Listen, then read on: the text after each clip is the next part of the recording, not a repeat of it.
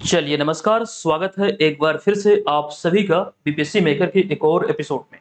दोस्तों आज आप सबों के बीच एक स्पेशल वीडियो लेकर हम हाजिर हैं। इस वीडियो में जनवरी से अगस्त 2023 तक के बिहार स्पेशल करंट अफेयर्स के प्रश्नों को आप देखने वाले हैं। ये वन लाइनर फॉर्मेट में होगा। सबसे जरूरी बात यहाँ पर यह है वन लाइनर फॉर्मेट में हमने इसे क्यों रखा है। दरअसल चीजें हमने रेगुलर वे में आपको बताया है। एग्जाम नजदीक है बीपीएससी वाला, तो इस लिहाज से एक प्रकार से आपका रिवीजन हो सके और जिस भी प्रश्न में आंसर में अगर आप फंसेंगे वन लाइनर फॉर्मेट में प्रश्न रहेगा और उसका आंसर रहेगा। जो भी प्रश्न आपको लगे कि नहीं यहाँ से संबंधित चीजें एग्जाम में पूछे जा सकते हैं, तो उसको एक बार जरूर देख लीजिएगा। विस्तार पूर्वक ऑलरेडी हमने आपको बता दिया है। अच्छा, जरूरी बात यहाँ पर यह भी है कि बीपीएससी के अतिरिक्त वे सारे प्रतियोगी परीक्षाएं जहां से यानी कि जहां बिहार से संबंधित प्रश्न पूछे जाते हैं एग्जाम में, वो सभी एग्जाम की दृष्टिकोण से महत्वपूर्ण है। मूल रूप से बिहार के प्रतियोगी परीक्षाओं में यहाँ से आपको भरपूर हेल्प मिलने वाली है। सेशन की हम शुरुआत करेंगे, लेकिन उससे पहले दो चार पॉइंट है वो मैं आपके साथ साझा करना चाहता हूँ। जैसे सबसे पहले हम बात करें दो चार पॉइंट में, जैसे कि बहुत सारे यूट्यूब चैनल पर आप लोग करंट अफेयर्स देखते हैं बिहार से संबंधित, लेकिन हमारा थोड़ा सा अलग है। डेली बेसिस पर हमने चीजें आपको प्रोवाइड किया है, वही संग्रह आप यहाँ पर वन लाइनर फॉर्मेट में देखेंगे। आप ये अगर दावा करते हैं कि सर ये करंट अफेयर्स तो स्पीडी वाला का पढ़ाया हुआ है, एक दो कमेंट मुझे इस तरह से मिला था, तो हमारे पास ये प्रमाण है। ये सारा कंटेंट ये हमारे टीम ने हमने खुद से डेवलप किया, खुद से लिखा है, तो इस पर किसी का भी कोई अधिकार नहीं है। डेली बेसिस पर तैयार हुआ है। ये महीनों का यहाँ पे आप देख सकते हैं जनवरी से अगस्त तक का ये संग्रह है। तो जनवरी से डेली बेसिस पर ये तैयार हुआ है, तभी जाके ये सारा संग्रह तैयार हुआ है। आप इस वीडियो को देखिए, यहाँ से मैं अंदाजा लगा रहा हूँ कि जो भी प्रश्न बनेंगे यहीं से बनेंगे। जिस प्रकार से रिसेंटली एग्जाम आयोजित हुए, हमने जो अनुमान लगाया है वो लगभग मैच किया है। तो इस वीडियो से यानी कि जो बिहार करंट अफेयर्स के प्रश्न एग्जाम में बनेंगे, हमारा ये अनुमान है कि इस वर्ष आगामी एग्जाम में आपके 7 से 10 प्रश्न बिहार स्पेशल हो सकते हैं। और वो सभी प्रश्न इसी वीडियो से होंगे। पिछली बार भी 68वीं को लेकर जो हमने आपसे दावा किया था, वो सारे प्रश्न हमारे मटेरियल से ही आए थे। उसका एक वार्षिकांक वीडियो भी हमने जारी किया था जनवरी से दिसंबर तक का। तो यहाँ पर फिलहाल जनवरी से अगस्त तक का है। हालांकि आपको किसी भी एग्जाम के दृष्टिकोण से, खास करके हम बीपीएससी की ही बात करें, तो तकरीबन आपको 12 से 15 माह के करंट अफेयर्स को पढ़ना चाहिए। ये आपको ध्यान रखना है कि इससे एक तो होगा क्या कि आपकी तैयारी का सही तरीके से आकलन होगा। समय के साथ जो चीजें आपने पढ़ा है वो धीरे-धीरे पुराना होता जाता है और आप लोग भूलते जाते हैं। तो रिवीजन एक ऐसा मतलब कर सकते हैं स्ट्रेटजी होती है एग्जाम से पहले। उसमें होता क्या है कि जो चीजें आप पढ़े हैं दोबारा से जब उसे देख लेते हैं, तो वो सारी चीजें रिकॉल हो जाती है। तो इसी दिशा में ये वीडियो है, आप इसे जरूर देखिए। और जो जानकारी हमने आपको दिया कि 12 से 15 माह के करंट अफेयर्स को आप लोग एक बार देख लीजिएगा एक झलक, क्योंकि यहाँ से आपके एग्जाम में प्रश्न बनेंगे। अच्छा, सेशन की शुरुआत करेंगे। इसके पीडीएफ फाइल के बारे में आपको जानकारी दे दूं। जनवरी से अगस्त तक का जो पीडीएफ फाइल है हमारा मंथली करंट अफेयर्स का, वो तो आपको मिलेगा ही मिलेगा। लेकिन इसके अतिरिक्त जो आप यहाँ पे इस वीडियो में जो देखेंगे 225 Bihar special selected current affairs के प्रश्नों को, वो भी इसी पीडीएफ में एक अलग खंड में। पीडीएफ एक ही है, दो खंड में इसे हमने डिवाइड किया है। एक तो मंथली वाइज जनवरी से अगस्त तक का इसमें डाला गया है, और इसके अतिरिक्त 225 बिहार स्पेशल करंट अफेयर्स के प्रश्न भी स्टार्टिंग में ही आपको इस पीडीएफ में मिल जाएगा। तो पीडीएफ को इस वीडियो के डिस्क्रिप्शन में दिए गए लिंक से डाउनलोड कर सकते हैं।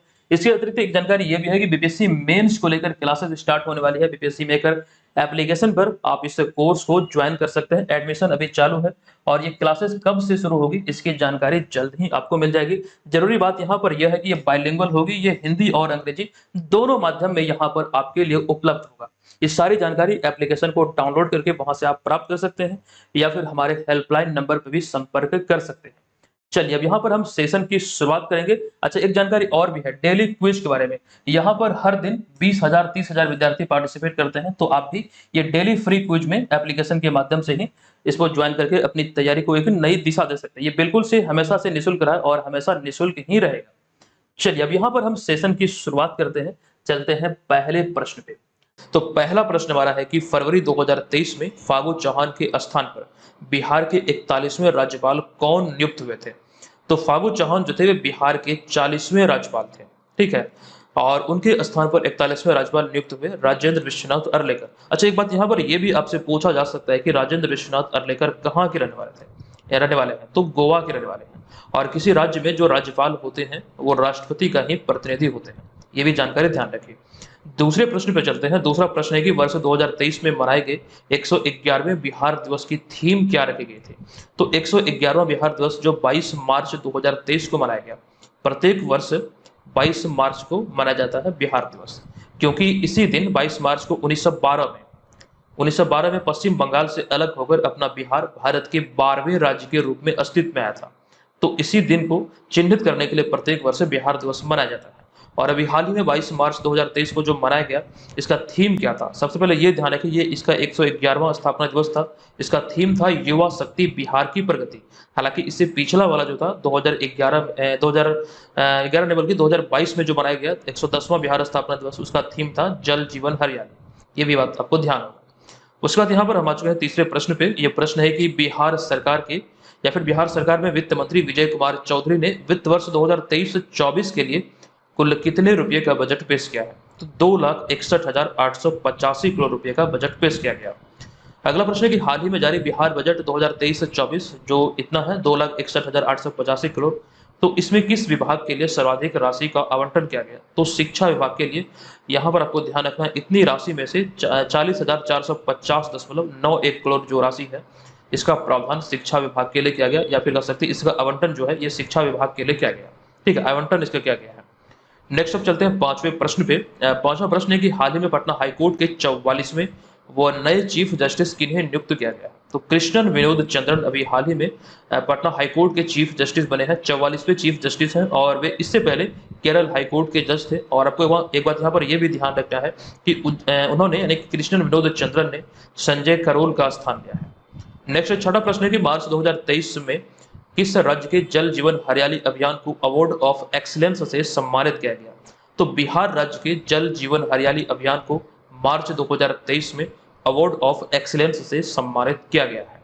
नेक्स्ट सातवां प्रश्न है कि बिहार के गया में फल्गु नदी पर बने गयाजी डैम और किस योजना को मार्च 2023 में राष्ट्रीय पुरस्कार CBIP अवार्ड 2023 से सम्मानित किया गया था? तो बिहार को ये दो योजना के लिए, एक तो गयाजी पर बन रहे डैम यानी कि गयाजी डैम, और इसके अतिरिक्त गंगा जल आपूर्ति योजना के लिए इस प्रकार का पुरस्कार यानी कि राष्ट्रीय पुरस्कार CBIP अवार्ड 2023 से सम्मानित किया गया था। अगला आठवां प्रश्न है कि हाल ही में किस तिथि से बिहार में चौथा कृषि रोड मैप लागू है? तो 1 अप्रैल 2023 से बिहार में चौथा कृषि रोड मैप लागू है। अच्छा, यहाँ पर ये सारे प्रश्नों के बारे में ऑलरेडी विस्तार पूर्वक जानकारी, थोड़ी बहुत नहीं बल्कि विस्तार पूर्वक जानकारी हमने आपको डेली करंट अफेयर्स वाले क्लास में दिया है, जो कि चैनल पर प्रत्येक दिन 6 बजे अपलोड होती है। आप उसको जरूर फॉलो कीजिएगा अगर आप बिहार के प्रतियोगी परीक्षाओं की तैयारी में लगे। ठीक है, अब यहाँ पर हम चलते हैं अगले प्रश्न पे। ये नवा प्रश्न है कि किन्हें हाल ही में बिहार राज्य नायिका पुरस्कार 2023 से सम्मानित किया गया? तो बबीता कुमारी जो कि मुजफ्फरपुर की रहने वाले हैं, इन्हें बिहार राज्य नायिका पुरस्कार 2023 से सम्मानित किया गया है। अगला प्रश्न है कि 1 अप्रैल 2023 को बिहार लोक सेवा आयोग का 75वां स्थापना दिवस मनाया गया, यानी कि बिहार लोक सेवा आयोग अर्थात बीपीएससी का 75वां स्थापना दिवस 1 अप्रैल 2023 को मनाया गया है। प्रश्न पूछा गया कि बताएं कि इसकी स्थापना कब हुई थी? तो बीपीएससी की स्थापना हुई थी 1 अप्रैल 1949 को। अच्छा, अभी इसका जो कार्यालय है अर्थात इसका जो हेडक्वार्टर है ये कहाँ पर है? तो ये पटना में है, लेकिन जब इसकी स्थापना हुई थी तो ये रांची में स्थापित था। नेक्स्ट यहाँ पर 11 नंबर प्रश्न है कि बिहार फाउंडेशन द्वारा किस देश में 3 अप्रैल 2023 को बिहार दिवस मनाया गया? ऐसे तो अभी हमने आपको जानकारी दी कि प्रत्येक वर्ष 22 मार्च को बिहार दिवस मनाया जाता है, लेकिन बिहार फाउंडेशन के द्वारा 3 अप्रैल 2023 को ये जापान में मनाया गया था। अच्छा, यहाँ पर एक चीज आपको कंफ्यूजन हो रहा होगा, हमने जो जानकारी आपको दिया कि बीपीएससी का जो कार्यालय था स्थापना के समय ये रांची में स्थापित था। दरअसल आपको यहाँ पर यह ध्यान रखना कि 15 नवंबर 2000 ईस्वी को झारखंड राज्य का गठन हुआ था, 15 नवंबर 2000 ईस्वी को। तो उस समय जब इसकी स्थापना हुई थी बीपीएससी की, तो उस समय झारखंड और बिहार एक सम्मिलित क्षेत्र था। तो ये भी आपको यहाँ से समझना है।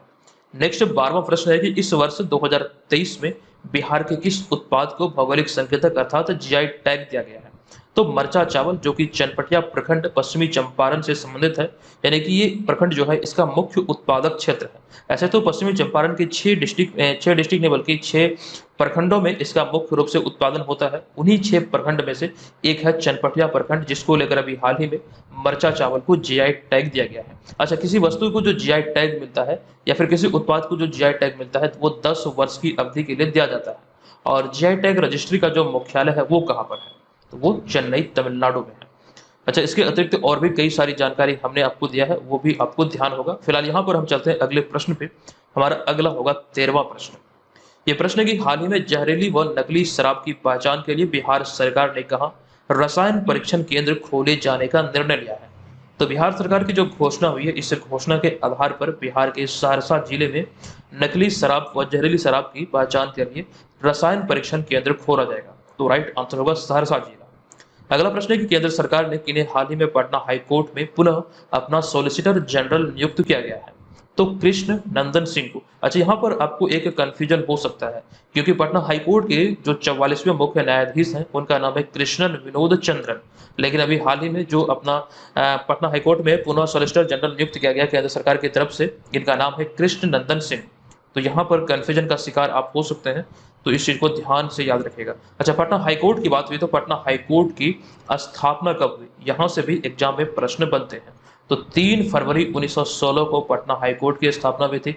या फिर अगर प्रश्न इस प्रकार से भी आपसे पूछे कि पटना हाईकोर्ट ने अपना कार्य किस तिथि से प्रारंभ किया था, तो 3 फरवरी 1916 से। नेक्स्ट 15 नंबर प्रश्न है कि 5 जुलाई 2023 को लोक जनशक्ति पार्टी के संस्थापक पूर्व मंत्री स्वर्गीय रामविलास पासवान की 77वीं जयंती मनाई गई। बताएं कि उन्होंने, या फिर यहाँ पे देखिए उन्हें होगा, उन्होंने नहीं बल्कि यहाँ पे होगा उन्हें, उन्हें किस वर्ष पद्म भूषण सम्मान से सम्मानित किया गया था?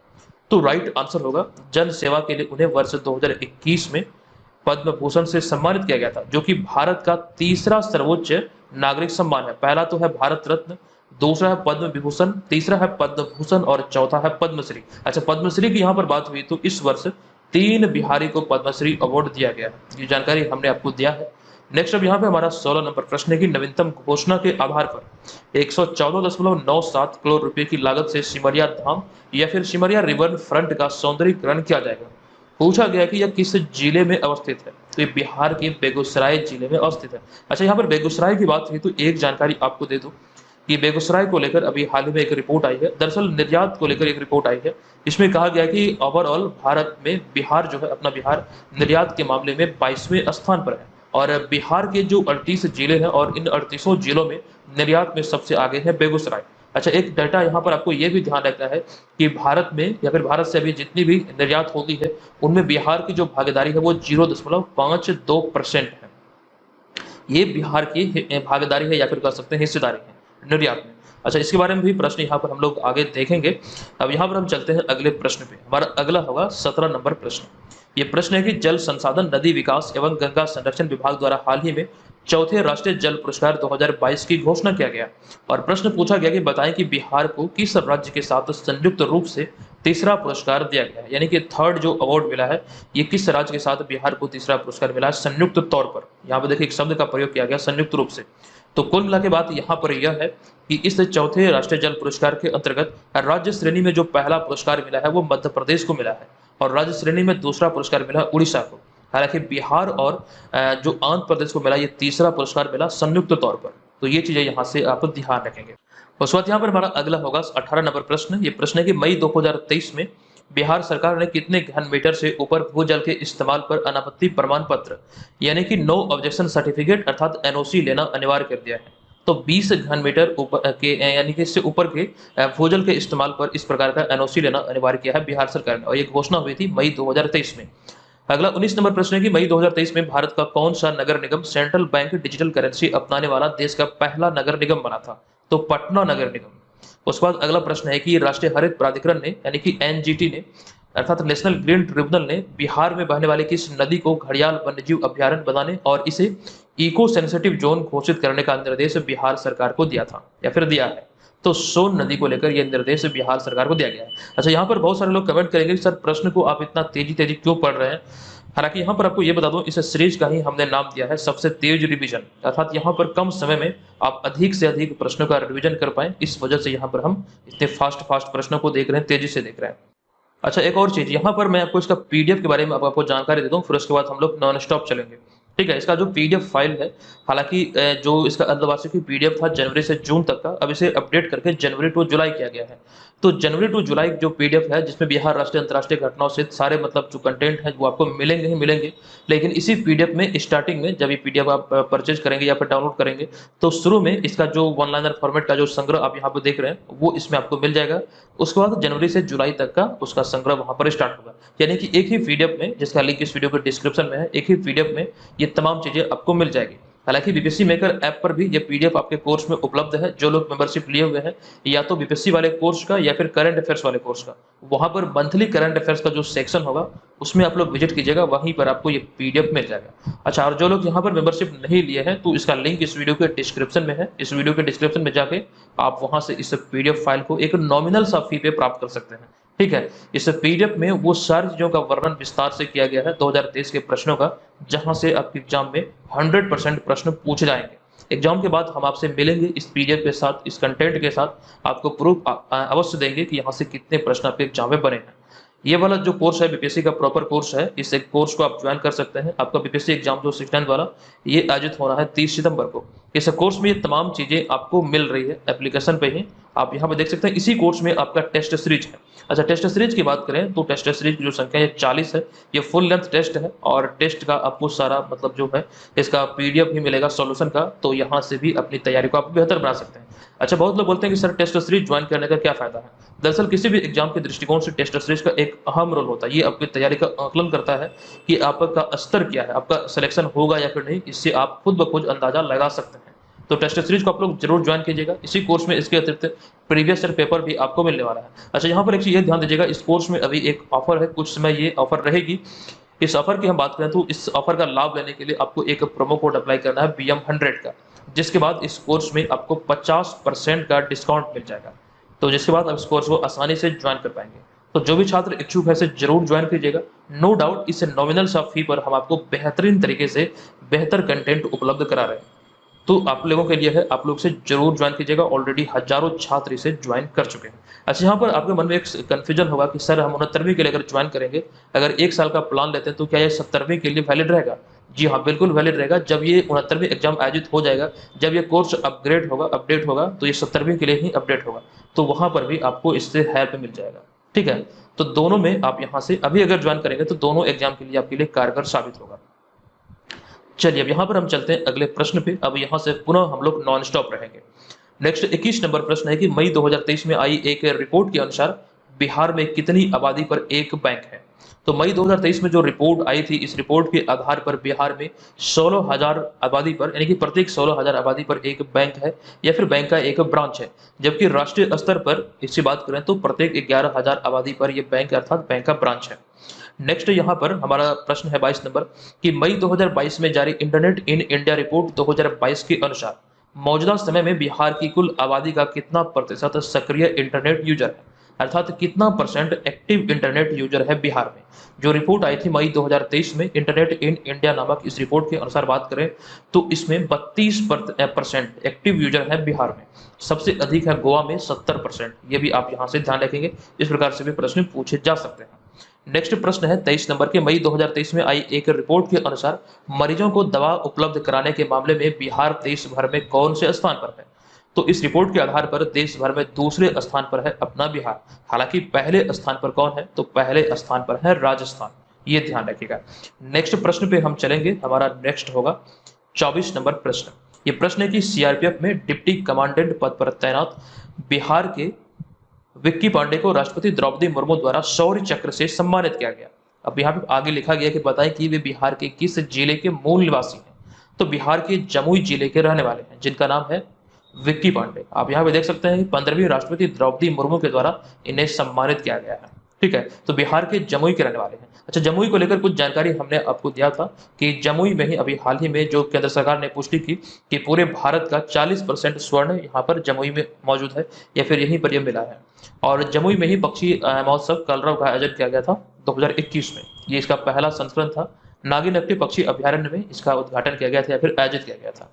नेक्स्ट 25 नंबर प्रश्न है कि राज्य सरकार से मंजूरी मिलने के बाद हाल ही में बिहार के वारसलीगंज स्थित इंडस्ट्रियल एरिया में अडानी ग्रुप द्वारा सीमेंट फैक्ट्री स्थापित किया जाएगा। बताएं कि यह किस जिले में अवस्थित है जहां पर यह अडानी ग्रुप द्वारा सीमेंट फैक्ट्री स्थापित किया जाएगा।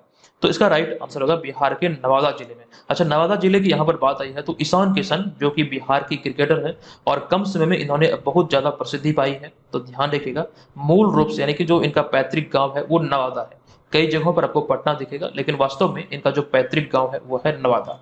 नेक्स्ट 26 नंबर प्रश्न है कि बिहार में बाढ़ और सुखाड़ के प्रभाव को कम करने के लिए आधुनिकतम तकनीक को अपनाने की दिशा में मई 2023 में जल संसाधन विभाग बिहार सरकार द्वारा कौन सा ऐप लॉन्च किया गया था? तो बेफिक्र नामक एक ऐप लॉन्च किया गया था बिहार सरकार के द्वारा। 27 नंबर प्रश्न है कि बिहार के किस जिले में हाल ही में सूफी महोत्सव 2023 का आयोजन किया गया? तो पटना जिले में सूफी महोत्सव 2023 का आयोजन किया गया और पटना जिले के मनेर शरीफ में इसका आयोजन किया गया था अभी हाल ही में 2023 में। नेक्स्ट 28 नंबर प्रश्न है कि किनके द्वारा लिखित पुस्तक नालंदा का हाल ही में विमोचन किया गया? तो इनका नाम है अभय कुमार, निक नेम है अभय के, जो कि नालंदा बिहार के रहने वाले हैं। उनके द्वारा एक पुस्तक लिखा गया नालंदा नालंदा जिसका विमोचन अभी हाल ही में किया गया है। नेक्स्ट 29 नंबर प्रश्न यहाँ पर हमारा है। ये प्रश्न यहाँ पर है कि किस तिथि को पटना के बाद दरभंगा में बिहार का दूसरा अत्याधुनिक तारामंडल आम लोगों के लिए खोल दिया गया? तो मूल रूप से जनता के लिए जो खोला गया ये 10 जून 2023 को खोला गया, लेकिन इससे पहले भी आंशिक तौर पर ये खोला गया था 12 जनवरी 2023 को सिर्फ स्कूली छात्र छात्राओं के लिए। लेकिन अभी हाल ही में बिहार का दूसरा तारामंडल जो पूर्ण रूप से जो खोला गया वो 10 जून 2023 को। और आपको ये ध्यान रखना कि बिहार का ये दूसरा अत्याधुनिक तारामंडल है जो कि दरभंगा में बना है। नेक्स्ट 30 नंबर प्रश्न है कि जून 2023 में बिहार विधानसभा अध्यक्ष अवध बिहारी चौधरी ने किस पुस्तक का विमोचन किया? तो मृत्युंजयी नामक पुस्तक का विमोचन किया जून 2023 में बिहार विधानसभा के जो अध्यक्ष हैं अवध बिहारी चौधरी इनके द्वारा। अच्छा, बिहार विधानसभा की कितनी सीटें निर्धारित है? तो 243 सीटें हैं, ये भी आपको ध्यान रखना है। नेक्स्ट 31 नंबर प्रश्न है कि राष्ट्रीय स्तर पर बिहार में कहां 16 से 18 जून तक आम महोत्सव का आयोजन किया गया? तो अभी हाल ही में राष्ट्रीय स्तर पर ये 2 दिवसीय आम महोत्सव का आयोजन किया गया ज्ञान भवन पटना में। अच्छा, आम महोत्सव की बात हुई है तो भारत सरकार द्वारा आम महोत्सव आमरस का आयोजन किया गया था मॉस्को में। आपको ध्यान होगा मॉस्को में ही यह आयोजित हुआ था, आमरस का आयोजन किया गया था। आपसे पूछा जा सकता है ये किनके द्वारा किया गया? तो केंद्र सरकार की तरफ से। नेक्स्ट 32 नंबर प्रश्न है कि भारत में पहली बार राष्ट्रीय विधायक सम्मेलन का आयोजन 15 से 18 जून 2023 तक मुंबई महाराष्ट्र में किया गया। बताएं कि कितने विधायक इसमें बिहार से शामिल हुए थे? तो 225 विधायक बिहार से इसमें शामिल हुए थे। अच्छा, यहाँ पर आप ये ध्यान रखिएगा ये जो राष्ट्रीय सम्मेलन है ये भारत के इतिहास में पहली बार इस प्रकार का राष्ट्रीय विधायक सम्मेलन आयोजित हुआ और 15, 16, 17, 18 4 दिवसीय ये आयोजन था जो कि मुंबई महाराष्ट्र में आयोजित हुआ था। नेक्स्ट प्रश्न यहाँ पर हमारा है 16 जून 2023 को बिहार में नीतीश सरकार कैबिनेट विस्तार के बाद किन्हें SC/ST कल्याण विभाग का कार्यभार सौंपा गया है? यानी कि SC/ST कल्याण मंत्री अभी हाल ही में किन्हें नियुक्त किया गया, ये प्रश्न है। तो राइट आंसर होगा रत्नेश सदा। हालांकि इससे पहले ये जो विभाग था किनके पास था? तो आपको ध्यान रखना कि संतोष सुमन के पास था, जो कि जीतन राम मांझी के पुत्र हैं संतोष सुमन, इन्हीं के पास ये विभाग था। लेकिन इन्होंने अपने पद से इस्तीफा दिया, जिनके बाद रत्नेश सदा को ये SC/ST कल्याण विभाग का कार्यभार सौंपा गया। उसके बाद अगला है 34 नंबर प्रश्न। ये प्रश्न है कि 7 से 11 जून 2023 तक कजाकिस्तान के अस्ताना में आयोजित एशियन शैम्बो 2023 प्रतियोगिता में बिहार के किस जिले की अभिलाषा कुमारी ने 2 कांस्य पदक अर्थात 2 ब्रॉन्ज मेडल जीता? तो रहने वाली है पटना की। ये आप ध्यान रखें, कजाकिस्तान के अस्ताना में आयोजित इस प्रतियोगिता में अभिलाषा कुमारी ने 2 ब्रॉन्ज मेडल अपने नाम किया। नेक्स्ट 35 नंबर प्रश्न है कि 13 से 14 जून 2023 तक पुणे महाराष्ट्र में आयोजित राष्ट्रीय जूनियर रग्बी बालक प्रतियोगिता में बिहार किस टीम को फाइनल में हराकर चैंपियन बना? तो राजस्थान टीम को हराकर बिहार चैंपियन बना था। उसके बाद नेक्स्ट प्रश्न है कि चौथे राष्ट्रीय जल पुरस्कार के तहत सर्वश्रेष्ठ उद्योग का पुरस्कार बरौनी ताप विद्युत केंद्र को, जो कि बिहार के बेगूसराय में स्थित है, इसको दिया गया। अब यहाँ पे पूछा गया कि बताएं कि इसकी स्थापना कब हुई? तो इसकी स्थापना हुई थी, यानी कि बरौनी ताप विद्युत केंद्र की स्थापना जो हुई थी ये 1962 में हुई थी। अच्छा, यहाँ पर एक प्रश्न अभी थोड़ी देर पहले आया था, चौथे राष्ट्रीय जल पुरस्कार के अंतर्गत राज्य श्रेणी में जो तीसरा पुरस्कार मिला है, आपको ध्यान रखना है आंध्र प्रदेश के साथ बिहार को संयुक्त रूप से तीसरा पुरस्कार मिला है। थोड़ी देर पहले ही आपने ये जानकारी यहाँ पर देखा, आई होप कि आपको याद होगा। नेक्स्ट अब यहाँ पर 37 नंबर प्रश्न होगा। ये प्रश्न है कि हाल ही में आई credit information company Cliff high mark की एक रिपोर्ट के अनुसार बिहार किस राज्य को पीछे छोड़कर सूक्ष्म उधार यानी कि छोटे बिजनेस के लिए सर्वाधिक लोन लेने वाले शीर्ष राज्य बनकर उभरा, यानी कि माइक्रो फाइनेंस मामले में कौन सा राज्य शीर्ष स्थान पर पहुंचा है? तो ऐसे में बिहार शीर्ष स्थान पर पहुंचा है। और जो प्रश्न पूछा गया है कि किस राज्य को पीछे छोड़कर, तो राइट आंसर होगा तमिलनाडु। अच्छा, जितने भी माइक्रो फाइनेंस किए गए हैं उनमें जो मतलब सर्वाधिक है, जो आंकड़ों के आधार पर बात करें तो बिहार इस मामले में तमिलनाडु को पीछे छोड़ते हुए आगे निकल गया है, यानी कि इस मामले में पूरे भारत में पहले स्थान पर है बिहार। अगला 38 नंबर प्रश्न है कि किस राज्य सरकार ने हाल ही में बायोफ्यूल से उत्पादन प्रोत्साहन नीति 2023 को स्वीकृति दी है? तो बायोफ्यूल से उत्पादन प्रोत्साहन नीति 2023 को स्वीकृति अभी हाल ही में बिहार सरकार के द्वारा दिया गया। अगला प्रश्न है कि चाइल्ड लेबर ट्रैकिंग सिस्टम में उत्कृष्ट कार्य के लिए बिहार को कौन सा अवार्ड मिला है? तो चाइल्ड लेबर ट्रैकिंग सिस्टम में उत्कृष्ट कार्य के लिए बिहार को गोल्ड अवार्ड से यानी कि स्वर्ण पदक से या फिर स्वर्ण पुरस्कार से सम्मानित किया गया। अगला प्रश्न है कि बिहार के उद्योग मंत्री शमीर कुमार महासेठ को हाल ही में बिहार के किस जिले में या फिर शमीर कुमार महासेठ ने हाल ही में बिहार के किस जिले में खादी मॉल खोलने की घोषणा की है? तो भागलपुर में। अच्छा, यहाँ पर खादी की बात हुई तो वर्तमान में खादी और हैंडीक्राफ्ट के जो ब्रांड एम्बेसडर हैं बिहार में वे कौन है? यहाँ से आपके पिछले बीपीएससी वाले एग्जाम में प्रश्न बना था, तो उस समय थे मनोज तिवारी। हालांकि वर्तमान में जो है बिहार खादी के ब्रांड एम्बेसडर यह है मैथिली ठाकुर।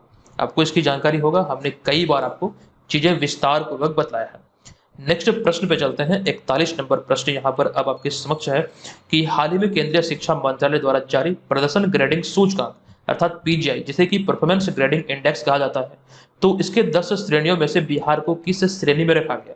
ये शिक्षा मंत्रालय द्वारा प्रत्येक वर्ष जारी किया जाता है ये पीजीआई इंडेक्स, जो कि बहुत इंपॉर्टेंट है।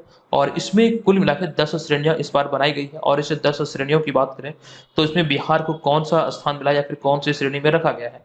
तो बिहार को आकांक्षी 2 में रखा गया है, जो कि 9वीं श्रेणी है। ठीक है, सेकंड लास्ट 9वीं श्रेणी है जिसमें बिहार को रखा गया है। अच्छा, यहाँ पर एक चीज ये भी ध्यान रखेंगे इसके बारे में कि इसमें जो प्रथम 5 श्रेणी है, श्रेणी 1, 2, 3, 4, 5, तो इस 5 श्रेणी में कोई भी राज्य या फिर कोई भी स्थान को नहीं मतलब रखा गया है। अच्छा, उसके बाद यहाँ पर हमारा अगला होगा 42 नंबर प्रश्न। ये प्रश्न भी पीजीआई से ही संबंधित है कि स्कूली शिक्षा सूचकांक के परफॉर्मिंग ग्रेडिंग इंडेक्स यानी कि पीजीआई में बिहार का कौन सा जिला राज्य में अव्वल रहा? तो बिहार का नालंदा जिला ये इसमें बिहार में अव्वल रहा। हालांकि ओवरऑल पूरे भारत की बात करें तो सर्वश्रेष्ठ जिला रहा केरल का कोल्लम और तिरुवनंतपुरम, ये भी यहाँ से आप ध्यान रखेंगे। नेक्स्ट प्रश्न है कि जनवरी 2023 में चुनाव आयोग ने मैथिली ठाकुर को किस राज्य का स्टेट आइकन नियुक्त किया है? तो आपको ध्यान रखना है बिहार राज्य का स्टेट आइकन जनवरी 2023 में मैथिली ठाकुर को नियुक्त किया गया था। अच्छा, इसके अतिरिक्त एक जानकारी यहाँ पर आप ये भी ध्यान रखेंगे, इसके अतिरिक्त भी हमने आपको बताया था कि चुनाव में ट्रांसजेंडरों की सहभागिता को बढ़ाने के लिए चुनाव आयोग ने अप्रैल 2023 में मोनिका दास को भी चुनाव आइकन नियुक्त किया था। ये भी जानकारी आपको ध्यान होगा, मोनिका दास के बारे में भी हमने आपको चीजें विस्तार पूर्वक बताया था अप्रैल 2023 में। हालांकि मैथिली ठाकुर को जो नियुक्त किया गया ये जनवरी 2023 में। नेक्स्ट प्रश्न होगा कि दिसंबर 2022 से 7 जनवरी 2023 तक तमिलनाडु में आयोजित जूनियर नेशनल वेटलिफ्टिंग चैंपियनशिप में बिहार को पहला स्वर्ण पदक किसने दिलाया? तो ये जो प्रतियोगिता आयोजित हुई थी दिसंबर से जनवरी 2023 तक 7 जनवरी 2023 तक, तो इसमें तमिलनाडु में जो आयोजित हुई प्रतियोगिता इसमें बिहार की खुशी कुमारी ने बिहार को पहला स्वर्ण पदक दिलाया था, अर्थात पहला गोल्ड मेडल खुशी कुमारी ने दिलाया। नेक्स्ट 45 नंबर प्रश्न यहाँ पर है कि जनवरी 2023 में मदुरई तमिलनाडु में आयोजित 3 दिवसीय फेडरेशन कप कबड्डी चैंपियनशिप में बिहार की महिला टीम कौन से स्थान पर रही या फिर बिहार की महिला टीम को कौन सा स्थान मिला? तो तीसरा स्थान मिला, अर्थात बिहार की महिला टीम को कांस्य पदक से संतोष करना पड़ा। अगला प्रश्न है कि हाल ही में लिखित पुस्तक प्रयोगधर्मी विकास शिल्पी किन पर आधारित है? तो लिखित जो पुस्तक है प्रयोगधर्मी विकास शिल्पी ये नीतीश कुमार पर ही आधारित है। नेक्स्ट प्रश्न है कि पटना के बाद बिहार का दूसरा तारामंडल किस जिला में बनकर तैयार हो गया है? इसकी जानकारी थोड़ी समय पहले अभी हमने आपको दिया, ये दरभंगा इसका राइट आंसर होगा। अगला प्रश्न है कि हाल ही में 14 जनवरी 2023 को किशनगंज जिला का कौन सा स्थापना दिवस मनाया गया है? तो 33वां स्थापना दिवस मनाया गया। अगला प्रश्न है कि मार्च 2023 में गुलमोहर मैत्री और एनसीसी बिहार झारखंड डायरेक्टरेट की ओर से पटना में वीर नारी सम्मान समारोह का आयोजन किया जाएगा या फिर किया गया? अब यहाँ पर शब्द का प्रयोग होगा किया गया। तो आपको ध्यान रखना है कि पटना के बापू सभागार में इसका आयोजन किया गया था मार्च 2023 में। नेक्स्ट 50 नंबर प्रश्न है कि गांधीनगर में आयोजित हुए सब junior national rugby 7S championship 2022 में बिहार की बालिका टीम ने किसे हराकर खिताब अपने नाम किया? तो झारखंड को हराकर इस खिताब को भारतीय लेवल की बिहार की बालिका टीम ने अपने नाम किया। 51 नंबर प्रश्न यहाँ पर आपके समक्ष है कि इस वर्ष 2023 में 74वां गणतंत्र दिवस के अवसर पर गांधी मैदान पटना में बिहार सरकार के कितने विभागों की झांकी प्रदर्शित की जाएगी, अर्थात की जा चुकी है, की गई है? तो इसका जो राइट आंसर होगा 12 विभागों की झांकी प्रदर्शित की गई। नेक्स्ट 52 नंबर प्रश्न है कि भारतीय पुरातत्व सर्वेक्षण यानी कि एएसआई ने जनवरी 2023 में बिहार के नालंदा जिले में विश्व विरासत स्थल नालंदा बिहार की परिसर में या फिर इसके भीतर 2 लघु स्तूपों की खोज की है। बताएं कि यह स्तूप लगभग कितने वर्ष पुराने हैं? तो जो डेटा सामने आई है इसके आधार पर हम बात करें तो लगभग 1200 वर्षीय पुराना है। नेक्स्ट प्रश्न है कि जनवरी 2023 में आई एक रिपोर्ट के अनुसार 29,000 महिला पुलिस कर्मियों के साथ बिहार राज्यों की श्रेणी में कौन से स्थान पर है? तो अर्थात कहने का सेंस यहाँ पर यह है कि इस रिपोर्ट के आधार पर जो जनवरी 2023 में आई थी, इस रिपोर्ट के आधार पर सबसे अधिक महिला पुलिसकर्मी ये बिहार में है। जहां पर इसकी संख्या है 29,000 से अधिक। तो इसलिए यहाँ पर लिखा गया है राज्यों की श्रेणी में बिहार इस मामले में पहले स्थान पर है। अच्छा, यहाँ पर एक चीज़ ये ध्यान रखिएगा, अगर आपको लगे कि इस वीडियो से आपकी हेल्प हो रही है या फिर हो सकती है, तो प्लीज़ वीडियो को लाइक करके चैनल को सब्सक्राइब करके हमें सपोर्ट जरूर कीजिएगा। आज की इस वीडियो का टारगेट हम आपको यहाँ पर दे रहे हैं 1000 लाइक का। हमें हर हाल में इस वीडियो में 1000 लाइक चाहिए। अगर आपको लगे कि यहाँ से आपकी हेल्प हो रही है तो लाइक जरूर आप लोग कीजिएगा, ठीक है। चलिए यहाँ पर हम इसे स्किप करते हुए चलते हैं अगले प्रश्न पे। हमारा अगला है 54 नंबर प्रश्न। ये प्रश्न है कि जनवरी 2023 में राष्ट्रपति द्रौपदी मुर्मू ने देश के 11 बच्चों को राष्ट्रीय बाल पुरस्कार से सम्मानित किया है। बताएं कि बिहार के कितने बच्चों को यह अवार्ड मिला है। तो इसका जो राइट आंसर होगा ये होगा, इस वर्ष 2023 में एक भी अवार्ड बिहार को नहीं मिला है। अच्छा, यहाँ पर इस टॉपिक से राष्ट्रीय बाल पुरस्कार से संबंधित आपकी बीपीएससी एग्जाम में, बीपीएससी प्रारंभिक परीक्षा में प्रश्न रिसेंटली पूछे गए हैं। आई थिंक 65वीं या फिर 66वीं, मुझे एग्जैक्ट याद नहीं है, लेकिन अभी रिसेंटली 2 से 4 वर्ष में जो बीपीएससी द्वारा आयोजित हुआ एग्जाम प्रारंभिक परीक्षा, वहां पर एक सेट में यह प्रश्न था। ठीक है, आपको याद होगा अगर आपने प्रीवियस वर्ष का प्रश्न पत्र को देखा होगा। तो 2023 में इस वर्ष के लिए किसी को भी यह अवार्ड के लिए नहीं चुना गया बिहार से। हालांकि पूरे भारत से 11 बच्चों का चयन किया गया, लेकिन बिहार से इसमें कोई भी शामिल नहीं था। अगले प्रश्न की बात करें तो अगला प्रश्न है कि सुब्रतो कप और नेशनल फुटबॉल चैंपियनशिप में उत्कृष्ट प्रदर्शन के फलस्वरूप बिहार के किस जिले की बेटी या फिर बिहार की किस बेटी का चयन जॉर्डन में होने वाले एशियन फुटबॉल चैंपियनशिप में भारतीय महिला फुटबॉल टीम की गोलकीपर के रूप में हुआ था। तो इसका जो राइट आंसर होगा ये होगा खुशी कुमारी। ठीक है, ये आप ध्यान रखेंगे, जो कि पटना की रहने वाली है। नेक्स्ट होगा, हाल ही में 24 जनवरी 2023 को जननायक कर्पूरी ठाकुर की कौन सी जयंती मनाई गई। तो इसका जो राइट आंसर होगा ये होगा 99वीं जयंती मनाई गई। नेक्स्ट हम चलते हैं 57 नंबर प्रश्न पे कि शिक्षा के क्षेत्र में बेहतर कार्य के लिए रविशंकर चंद को ग्लोबल लीडर्स अवार्ड 2023 से सम्मानित किया गया। बताएं कि वे बिहार के किस जिले से संबंधित है। तो राइट आंसर होगा भोजपुर। अच्छा, यहाँ पर देखिए भोजपुर की बात हुई तो भोजपुर में ही फरवरी 2023 में बाजरा महोत्सव आयोजित हुआ था। ये 2 दिवसीय बाजरा महोत्सव था जो कि भोजपुर में आयोजित हुआ। हालांकि एक बाजरा महोत्सव पटना में भी आयोजित हुआ है रिसेंटली, वो भी जानकारी हमने आपको दिया है। अब यहाँ पे 58 नंबर प्रश्न है कि फरवरी 2023 में उड़ीसा की राजधानी भुवनेश्वर में आयोजित महिला रग्बी चैंपियनशिप 2023 में कौन सी टीम उड़ीसा से पराजित होकर उपविजेता रही। तो बिहार उड़ीसा से हारकर दूसरे स्थान पर रही इस प्रतियोगिता में, जो फरवरी 2023 में आयोजित हुआ था। नेक्स्ट प्रश्न है कि बिहार का पहला और देश का दूसरा फॉरेस्ट यानी कि वानिकी कॉलेज किस जिले में शुरू हुआ है। फॉरेस्ट्री अर्थात वानिकी कॉलेज अभी हाल ही में बिहार के किस जिले में शुरू हुआ है, जो कि बिहार का पहला और देश का दूसरा इस प्रकार का कॉलेज है। तो राइट आंसर होगा मुंगेर। 60 नंबर प्रश्न है कि हाल ही में आई एक रिपोर्ट के अनुसार बिहार की आर्थिक वृद्धि दर वित्त वर्ष 2022-23 में कितनी रही है। तो राइट आंसर होगा 10.98% रही है। 61 नंबर प्रश्न है कि फरवरी 2023 में आई विज्ञान एवं प्रौद्योगिकी विभाग के परफॉर्मेंस ऑन ऑब्जेक्टिव पैरामीटर के रिपोर्ट के अनुसार बिहार का कौन सा संस्थान अव्वल रहा, यानी कि कौन सा संस्थान शीर्ष स्थान पर रहा है। तो राइट आंसर होगा भागलपुर इंजीनियरिंग कॉलेज। 62 नंबर प्रश्न आपके समक्ष है कि हाल ही में बिहार के किस जिले की बबीता गुप्ता को राष्ट्रपति द्रौपदी मुर्मू द्वारा स्वच्छ सुजल शक्ति सम्मान 2023 से सम्मानित किया गया। तो बबीता गुप्ता रहने वाली है बिहार के मुजफ्फरपुर की। नेक्स्ट है कि फरवरी 2023 में नीति आयोग की तरफ से जारी चैंपियन ऑफ चेंज की डेल्टा रैंकिंग में शिक्षा के क्षेत्र में बिहार का कौन सा जिला भारत में क्रमशः पहले व दूसरे स्थान पर रहा है। फरवरी 2023 में ये रिपोर्ट आई थी नीति आयोग की चैंपियन ऑफ चेंज की डेल्टा रैंकिंग की। इस रिपोर्ट की बात करें तो पूरे भारत में शिक्षा के क्षेत्र में अर्थात एजुकेशन कैटेगरी में पहले स्थान पर बिहार का शेखपुरा जिला रहा और क्रमशः दूसरे स्थान पर बिहार का पूर्णिया जिला रहा था। अगला प्रश्न है कि फरवरी 2023 में हुई एक घोषणा के अनुसार बिहार कितने जिलों में मेगा स्किल सेंटर खोला जाएगा, या फिर बिहार के कितने जिलों में मेगा स्किल सेंटर खोला जाएगा। तो राइट आंसर होगा बिहार के सभी जिलों में, जो 38 जिले हैं वो सभी जिलों में ये खोला जाएगा। और ये 38 जिले जो है ये बिहार के 9 प्रमंडलों के अंतर्गत आते हैं। और ये 9 प्रमंडल कौन कौन से हैं ऑलरेडी हमने आपको बताया। इसको लेकर हमने एक ट्रिक भी आपको दिया था।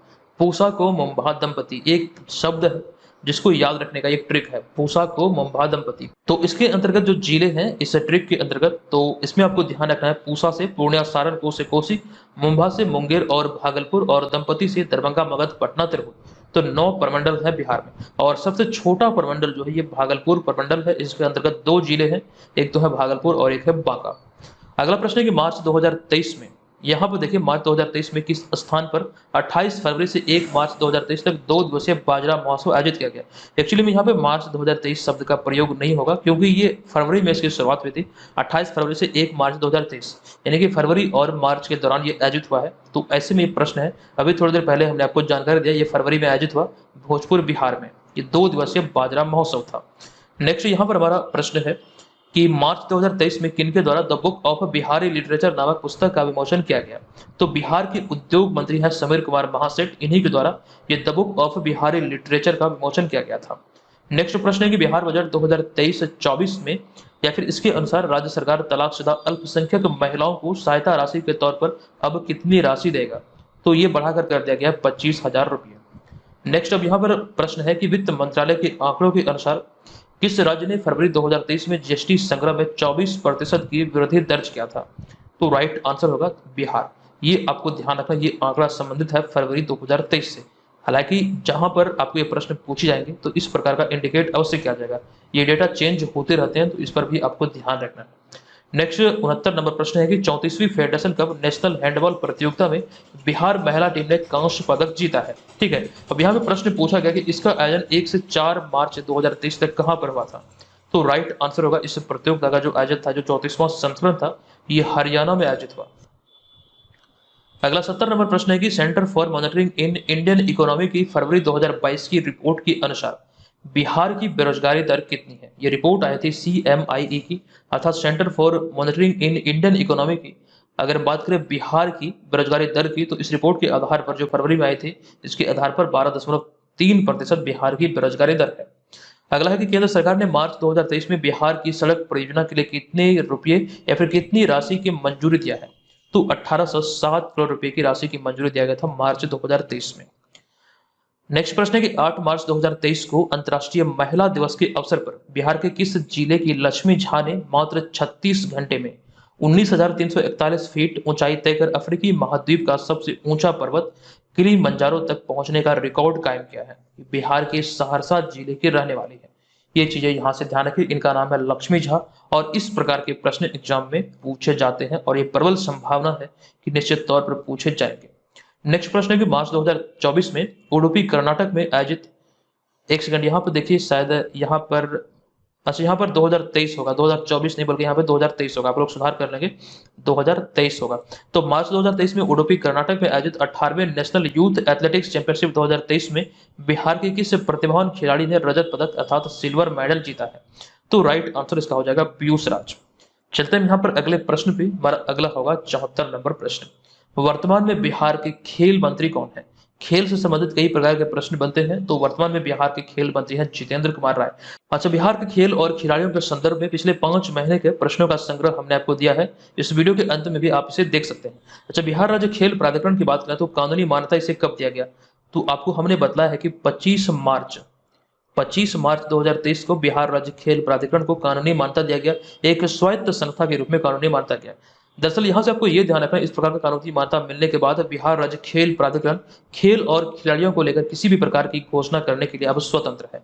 अब यहाँ पर देखिए हमारा अगला प्रश्न है, ये प्रश्न है कि वित्तीय वर्ष 2023-24 के लिए पेश 2,61,885 करोड़ रुपए की बिहार बजट में राजकोषीय घाटा कितना प्रतिशत के अंतर्गत रखने की बात राज्य सरकार द्वारा कही गई है। तो 3% से कम रखने की बात राज्य सरकार द्वारा कही गई है। 76 नंबर प्रश्न है कि बिहार में किस स्थान पर 18 व 19 मार्च को विक्रमशिला महोत्सव का आयोजन किया गया, किस स्थान पर। तो राइट आंसर होगा बिहार के भागलपुर में। अगला प्रश्न है कि वर्ष 2023 में बिहार में जाति आधारित जनगणना कार्य की शुरुआत कब से हुई थी। अच्छा, इस पर हाईकोर्ट ने रोक लगाया था, लेकिन पुनः से अभी हाल ही में 1 अगस्त को ये शुरू किया गया, यानी कि इसे बंद जो किया गया था, इसको मतलब समाप्त करते हुए, इस पर लगे रोक को समाप्त करते हुए 1 अगस्त 2023 को यह फैसला सुनाया है और अब पुनः से बिहार में जाति आधारित जनगणना होगा। अच्छा, बिहार में इसकी जो शुरुआत हुई है, यहाँ पर प्रश्न पूछा गया, ये 7 फरवरी 2023 को इसकी शुरुआत हुई थी। बहुत इंपॉर्टेंट ये डेट है, हो सकता है एग्जाम में यहाँ से प्रश्न बने। नेक्स्ट प्रश्न यहाँ पर है कि फरवरी 2023 की रैंकिंग के अनुसार बिहार औद्योगिक विकास की समीक्षा में कौन सा जिला शीर्ष स्थान पर रहा। तो बिहार का शिवहर जिला बिहार औद्योगिक विकास के यानी कि औद्योगिक विकास की समीक्षा में पहले स्थान पर रहा कुल 70 अंकों के साथ। 79 नंबर प्रश्न है कि पद्मश्री से सम्मानित रघु रॉय और उनकी धर्मपत्नी श्रीमती उषा राय द्वारा तैयार बिहार को समग्रता में प्रदर्शित करने वाले फोटोग्राफ्स संकलन कॉफी टेबल बुक जिसका नाम है Bihar that watch and now का विमोचन किनके द्वारा किया गया? तो राइट आंसर होगा बिहार के मुख्यमंत्री जो 22वें मुख्यमंत्री नीतीश कुमार द्वारा इसका विमोचन किया गया। अच्छा, यहाँ पर इस कॉफी टेबल बुक की बात करें तो यहाँ पर हमने आपको जानकारी दिया रघु रॉय और उनकी पत्नी श्रीमती उषा राय के द्वारा इसे तैयार किया गया। अच्छा, यहाँ पर एक सवाल ये भी आता है कि कॉफी टेबल बुक आखिर क्या होता है? तो कॉफी टेबल बुक के बारे में दरअसल हमने कई बार आपको जानकारी दिया है कि जब आप किसी बड़े रेस्टोरेंट में जाते हैं या फिर होटल में जाते हैं तो वहाँ पर आप लोगों ने ध्यान दिया होगा कि वहाँ पर एक प्रकार का पुस्तकों का जो संकलन होता है उसमें कुछ पुस्तक फोटोग्राफ्स का संकलन होता है, यानी कि कुछ पुस्तकों में फोटोग्राफ्स दिया जाता है ताकि आप उसे देखें, चीज़ों को विस्तार से समझ सकें, ताकि वो जो वेटिंग पीरियड होता है, मान लीजिए आपने कोई फूड ऑर्डर किया जो आने में समय होता है, तो मतलब उस समय उस दौरान आप बोर फील ना करें तो आप उस पुस्तक को देख सकते हैं।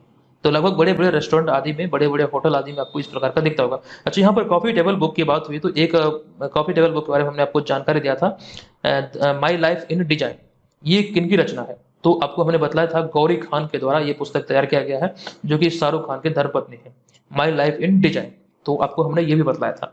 नेक्स्ट यहाँ पर 80 नंबर प्रश्न है कि राजेंद्र नगर पटना में अमर शहीद जुब्बा साहनी की प्रतिमा का अनावरण किया गया।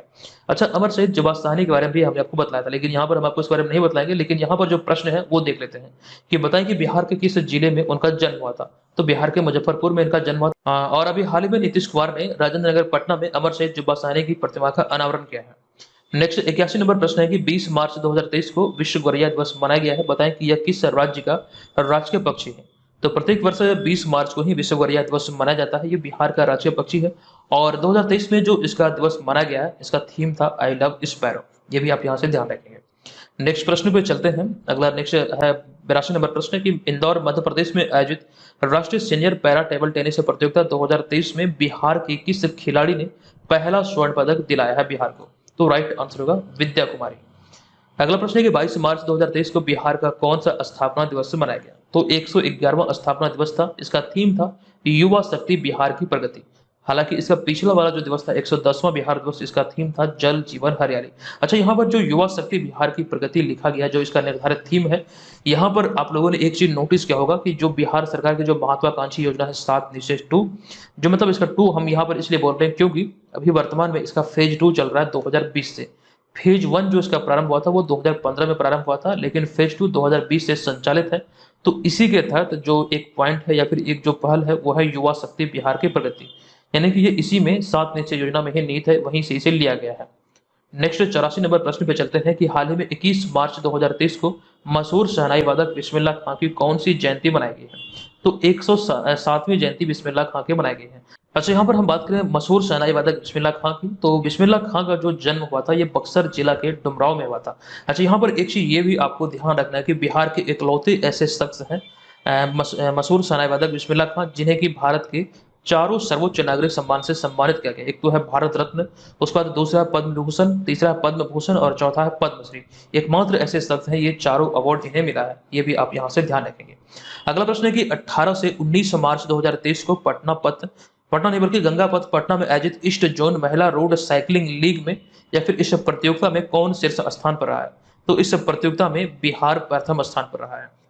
नेक्स्ट प्रश्न पे चलते हैं। नेक्स्ट 86 नंबर प्रश्न है कि 22 मार्च 2023 को 111वां बिहार दिवस मनाया गया। बताएं कि बिहार की स्थापना कब हुई थी? तो 22 मार्च 1912 को बिहार की स्थापना हुई थी बंगाल से अलग होकर और बिहार 12वें राज्य के रूप में अस्तित्व में आया था।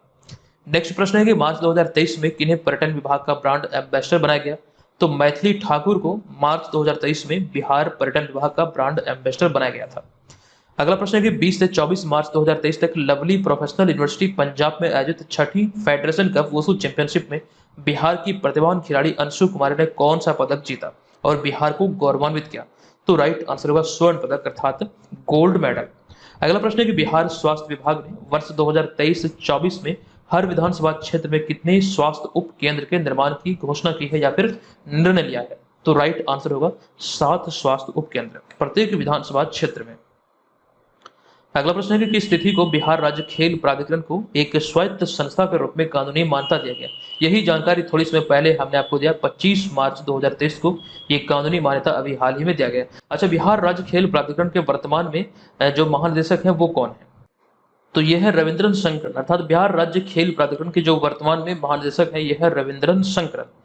उसके बाद यहाँ पर अगला 91 नंबर प्रश्न है कि 27 मार्च 2023 को देवघर एयरपोर्ट झारखंड के लिए बिहार के किस शहर से सीधी उड़ान सेवा की शुरुआत की गई? तो राइट आंसर होगा पटना। 92 नंबर प्रश्न है कि हाल ही में भारतीय जनता पार्टी अर्थात बीजेपी ने बिहार में पार्टी की कमान किसे सौंपी है? तो राइट आंसर यहाँ पर हो जाएगा सम्राट चौधरी को बीजेपी की कमान अर्थात भाजपा की कमान यहाँ पर सौंपी गई बिहार में।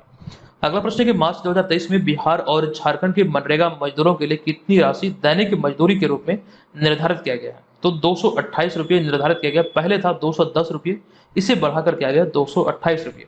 हालांकि सबसे अधिक दैनिक मजदूरी किसी मनरेगा मजदूर की जो है वो हरियाणा में है 357 रुपये प्रतिदिन। सबसे कम है मध्य प्रदेश और छत्तीसगढ़ में, जहां पर महज 221 रुपये प्रतिदिन दिया जाता है।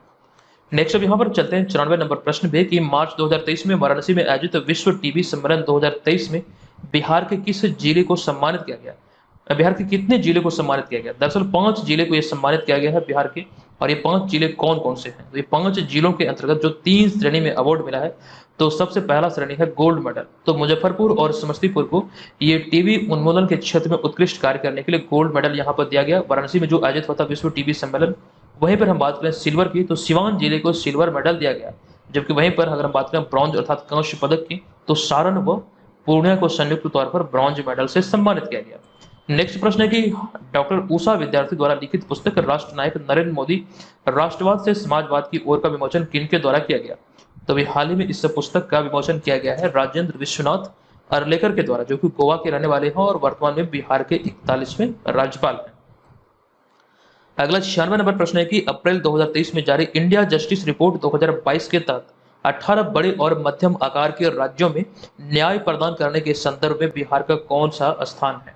18 बड़े राज्य और मध्यम आकार के जो राज्य हैं उस कैटेगरी में देखें तो इसमें आपको ध्यान रखना है कि इन सभी राज्यों में न्याय प्रदान करने के संबंध में बिहार का जो स्थान है वो है 16वां। अर्थात अगर यहाँ पर हम बात करें शीर्ष राज्य की, तो वो है कर्नाटक। तो ये भी यहाँ से आप ध्यान रख लेंगे। अब यहाँ पर हमारा 97 नंबर प्रश्न है कि अप्रैल 2023 में आई एक रिपोर्ट के अनुसार ग्रामीण इलाकों में शुद्ध पेयजल उपलब्ध कराने के मामले में बिहार के किस जिले को देश भर में पहला स्थान मिला है? ये संबंधित है या फिर जो ये रिपोर्ट आई थी अप्रैल 2023 में आई थी, तो बिहार का समस्तीपुर जिला को इस मामले में पहला स्थान मिला था, आप यहाँ पर देख सकते हैं। जबकि दूसरे स्थान की बात करें तो शेखपुरा और तीसरा स्थान सुपौल को मिला था। उसके बाद यहाँ पर हम चलेंगे अगले प्रश्न पे। हमारा अगला प्रश्न है कि नवीनतम घोषणा के आधार पर बिहार में कहाँ राज्य का पहला वन्यजीव अस्पताल खोला जाएगा? तो ये खोला जाएगा मुजफ्फरपुर वन्य अरण्य शेरपुर में। अगला प्रश्न है कि अमेरिका के सिएटल शहर में आयोजित सौंदर्य प्रतियोगिता मिसेज इंटरनेशनल अमेरिका 2023 में बिहार के किस जिले की बेटी टीना झा फर्स्ट रनर अप अर्थात दूसरे स्थान पर रही? तो आपको ध्यान रखना कि अररिया जिले की ये रहने वाली है जिनका नाम है टीना झा, जो कि फर्स्ट रनर अप रही थी अर्थात दूसरे स्थान पर रही थी। ये प्रतियोगिता आयोजित हुई थी कहाँ पर? अमेरिका के सिएटल शहर में, मिसेज इंटरनेशनल अमेरिका 2023। और ये अररिया जिले के फॉरबिसगंज की रहने वाली है। आपसे जानते होंगे शायद इन्हें, अगर जो यहाँ के रहने वाले हैं। और उसके बाद यहाँ पे हमारा अगला 100 नंबर प्रश्न है कि हाल ही की घोषणा के अनुसार बिहार में किस स्थान पर बैडमिंटन अकादमी खोला जाएगा? तो राइट आंसर होगा भागलपुर। जो घोषणा भी इसके आधार पर राइट आंसर होगा भागलपुर। अगला प्रश्न यहाँ पर हमारा है कि हाल ही में आई एक रिपोर्ट के अनुसार देश में 444 ग्राम दूध प्रतिदिन प्रति व्यक्ति सेवन कर रहा है। यहाँ पर राष्ट्रीय स्तर की बात किया जा रहा है, जबकि वहीं पर प्रश्न में पूछा गया है कि बिहार का एक व्यक्ति प्रतिदिन कितना दूध पी रहा है, ये आपको बताना है। तो राइट आंसर होगा 400 ग्राम। राष्ट्रीय स्तर पर 444 ग्राम और बिहार स्तर पर यानी कि राजकीय स्तर पर ये 400 ग्राम, अर्थात 44 ग्राम का डिफरेंस है। नेक्स्ट प्रश्न है कि अप्रैल 2023 में इसरो ने अपने युवा वैज्ञानिक कार्यक्रम 2023 के लिए पूरे भारत से 300 छात्र छात्राओं का चयन किया। और यहाँ पे पूछा गया कि बताएं कि बिहार से कितने छात्र छात्राओं का चयन किया गया? तो राइट आंसर होगा 45। 103 नंबर प्रश्न है कि भारत की G20 की अध्यक्षता के तहत भारत सरकार द्वारा आजादी का अमृत महोत्सव को लेकर बिहार की किस यूनिवर्सिटी को होस्ट यूनिवर्सिटी के रूप में चुना गया? तो नालंदा यूनिवर्सिटी को होस्ट यूनिवर्सिटी के रूप में चुना गया था। आप सभी जानते हैं कि वर्तमान में जो G20 की अध्यक्षता है ये भारत के पास है, जो कि इंडोनेशिया से भारत को प्राप्त हुआ और भारत के पास नवंबर 2023 तक G20 की अध्यक्षता है। ठीक है, ये यहाँ से आप ध्यान रखेंगे। इंडोनेशिया के राष्ट्रपति जोको विडोडो ने भारत को इसकी कमान सौंपी है। जो 17वां G20 शिखर सम्मेलन इंडोनेशिया के बाली में आयोजित हुआ था यहीं पर, और 17वां G20 शिखर सम्मेलन का जो थीम था यह था recover together recover stronger. Next प्रश्न है अंजुमन इस्लामिया हॉल के नवीनीकरण के लिए बिहार राज्य भवन निर्माण निगम लिमिटेड को हाल ही में किस अवार्ड से सम्मानित किया गया? तो राइट आंसर होगा 14वां विश्वकर्मा अवार्ड से अभी हाल ही में सम्मानित किया गया है बिहार राज्य भवन निर्माण निगम लिमिटेड को अंजुमन इस्लामिया हॉल के नवीनीकरण के लिए। ठीक है। अच्छा, अंजुमन इस्लामिया हॉल की बात आई तो यहीं पर 1934 में बिहार सोशलिस्ट पार्टी की स्थापना हुई थी औपचारिक तौर पर। ये भी आपको ध्यान रखना है 1934 में। अच्छा, 1934 की बात हुई तो 1934 में ही बिहार का सबसे बड़ा भूकंप आया था अब तक के इतिहास का। सबसे बड़ा विध्वंसकारी विनाशकारी भूकंप था जो कि 1934 में आया था। नेक्स्ट प्रश्न है कि अप्रैल 2023 में बिहार के किस विश्वविद्यालय के कुल सचिव अर्थात रजिस्ट्रार डॉक्टर घनश्याम रॉय को ग्रीन एम्बेसडर अवार्ड 2023 से सम्मानित किया गया? तो राइट आंसर होगा पूर्णिया विश्वविद्यालय के ये कुल सचिव अर्थात रजिस्ट्रार हैं जिन्हें अभी हाल ही में ये ग्रीन एम्बेसडर अवार्ड 2023 से सम्मानित किया गया। नेक्स्ट प्रश्न है कि बिहार राज्य जलाशय मात्स्यिकी नीति 2022 के तहत किस जिले को जलाशय डिवीजन का मुख्यालय बनाया गया है? तो इसको लेकर जो मुख्यालय बनाया गया है ये बनाया गया, राइट आंसर होगा मुंगेर। नेक्स्ट 107 नंबर प्रश्न है कि मतदाताओं को जागरूक करने के लिए वर्ष 2023 में किस ट्रांसजेंडर को बिहार राज्य स्टेट आइकन बनाया गया? तो मोनिका दास को ये बनाया गया। यही जानकारी हम थोड़ी समय पहले आपको दिए थे।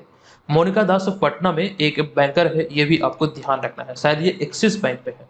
उसके बाद 108 नंबर प्रश्न है कि पर्यटन विभाग, कला और संस्कृति विभाग बिहार सरकार की ओर से 15 और 16 अप्रैल 2023 को बिहार के किस जिले में थावे फेस्टिवल या फिर थावे महोत्सव का 11वां संस्करण आयोजित किया गया? तो राइट आंसर हो जाएगा गोपालगंज। बिहार के गोपालगंज में अभी हाल ही में थावे महोत्सव आयोजित हुआ है और ये इसका 2023 में 11वां संस्करण था। नेक्स्ट प्रश्न पे चलते हैं। नेक्स्ट है 109 नंबर प्रश्न की गोपालगंज बिहार में थावे महोत्सव कब से मनाया जा रहा है? देखिए अभी हाल में जो 11वां संस्करण इसका आयोजित हुआ ये 2012 से सेलिब्रेट यहाँ पर किया जा रहा है। अगले प्रश्न की यहाँ पर हम बात करें तो आग लगने की वजह से व्यवहारगिरी पर्वत खबरों में आई थी। बताएं कि यह पर्वत बिहार के किस जिले में अवस्थित है जहां पर काफी ज्यादा आग लगी थी, जो बहुत ज्यादा खबरों में आए थे। तो यहाँ पर प्रश्न बना है कि खबरों में जो रही व्यवहारगिरी पर्वत ये बिहार के किस जिले में है? तो राइट आंसर होगा बिहार के नालंदा जिले में। अगला प्रश्न है कि हाल ही में देश भर में हुई गरुड़ों की गिनती अर्थात ईगल की गिनती के आधार पर बताएं कि गरुड़ों की सर्वाधिक संख्या किस राज्य में है? तो नवीनतम जो डेटा है इसके आधार पर गरुड़ों की सर्वाधिक संख्या है बिहार में। जो रिपोर्ट सामने आई है इस रिपोर्ट के आधार पर बिहार में इसकी संख्या है 720। ये चीज यहाँ से ध्यान रखें। दूसरे स्थान की बात करें तो जो रिपोर्ट आई है गरुड़ों की गिनती को लेकर तो इसके आधार पर बताएं कि बिहार के किस जिले में, अर्थात यहाँ पर जिलों को लेकर पूछा गया कि गरुड़ों की संख्या सबसे अधिक किस जिले में है? तो भागलपुर में गरुड़ों की संख्या सबसे अधिक है। अच्छा, यहाँ पर एक शब्द का प्रयोग हुआ गरुड़ अर्थात ईगल, तो इसको लेकर यह ध्यान रखिए कि भगवान विष्णु का वाहक इसे कहा जाता है। ठीक है, चलिए अब यहाँ पर हम चलते हैं अगले प्रश्न पे। हमारा अगला होगा कि बिहार में किस स्थान पर मछली रिसर्च सेंटर का निर्माण होगा, साथ ही यहाँ पर मछुआरों को भी प्रशिक्षण दिया जाएगा? तो राइट आंसर होगा मीठापुर। पटना में एक स्थान है मीठापुर, यहीं पर इसका निर्माण हो रहा है जो कि बिहार का पहला मछली रिसर्च सेंटर होगा और यहाँ पर मछुआरों को भी प्रशिक्षण दिया जाएगा।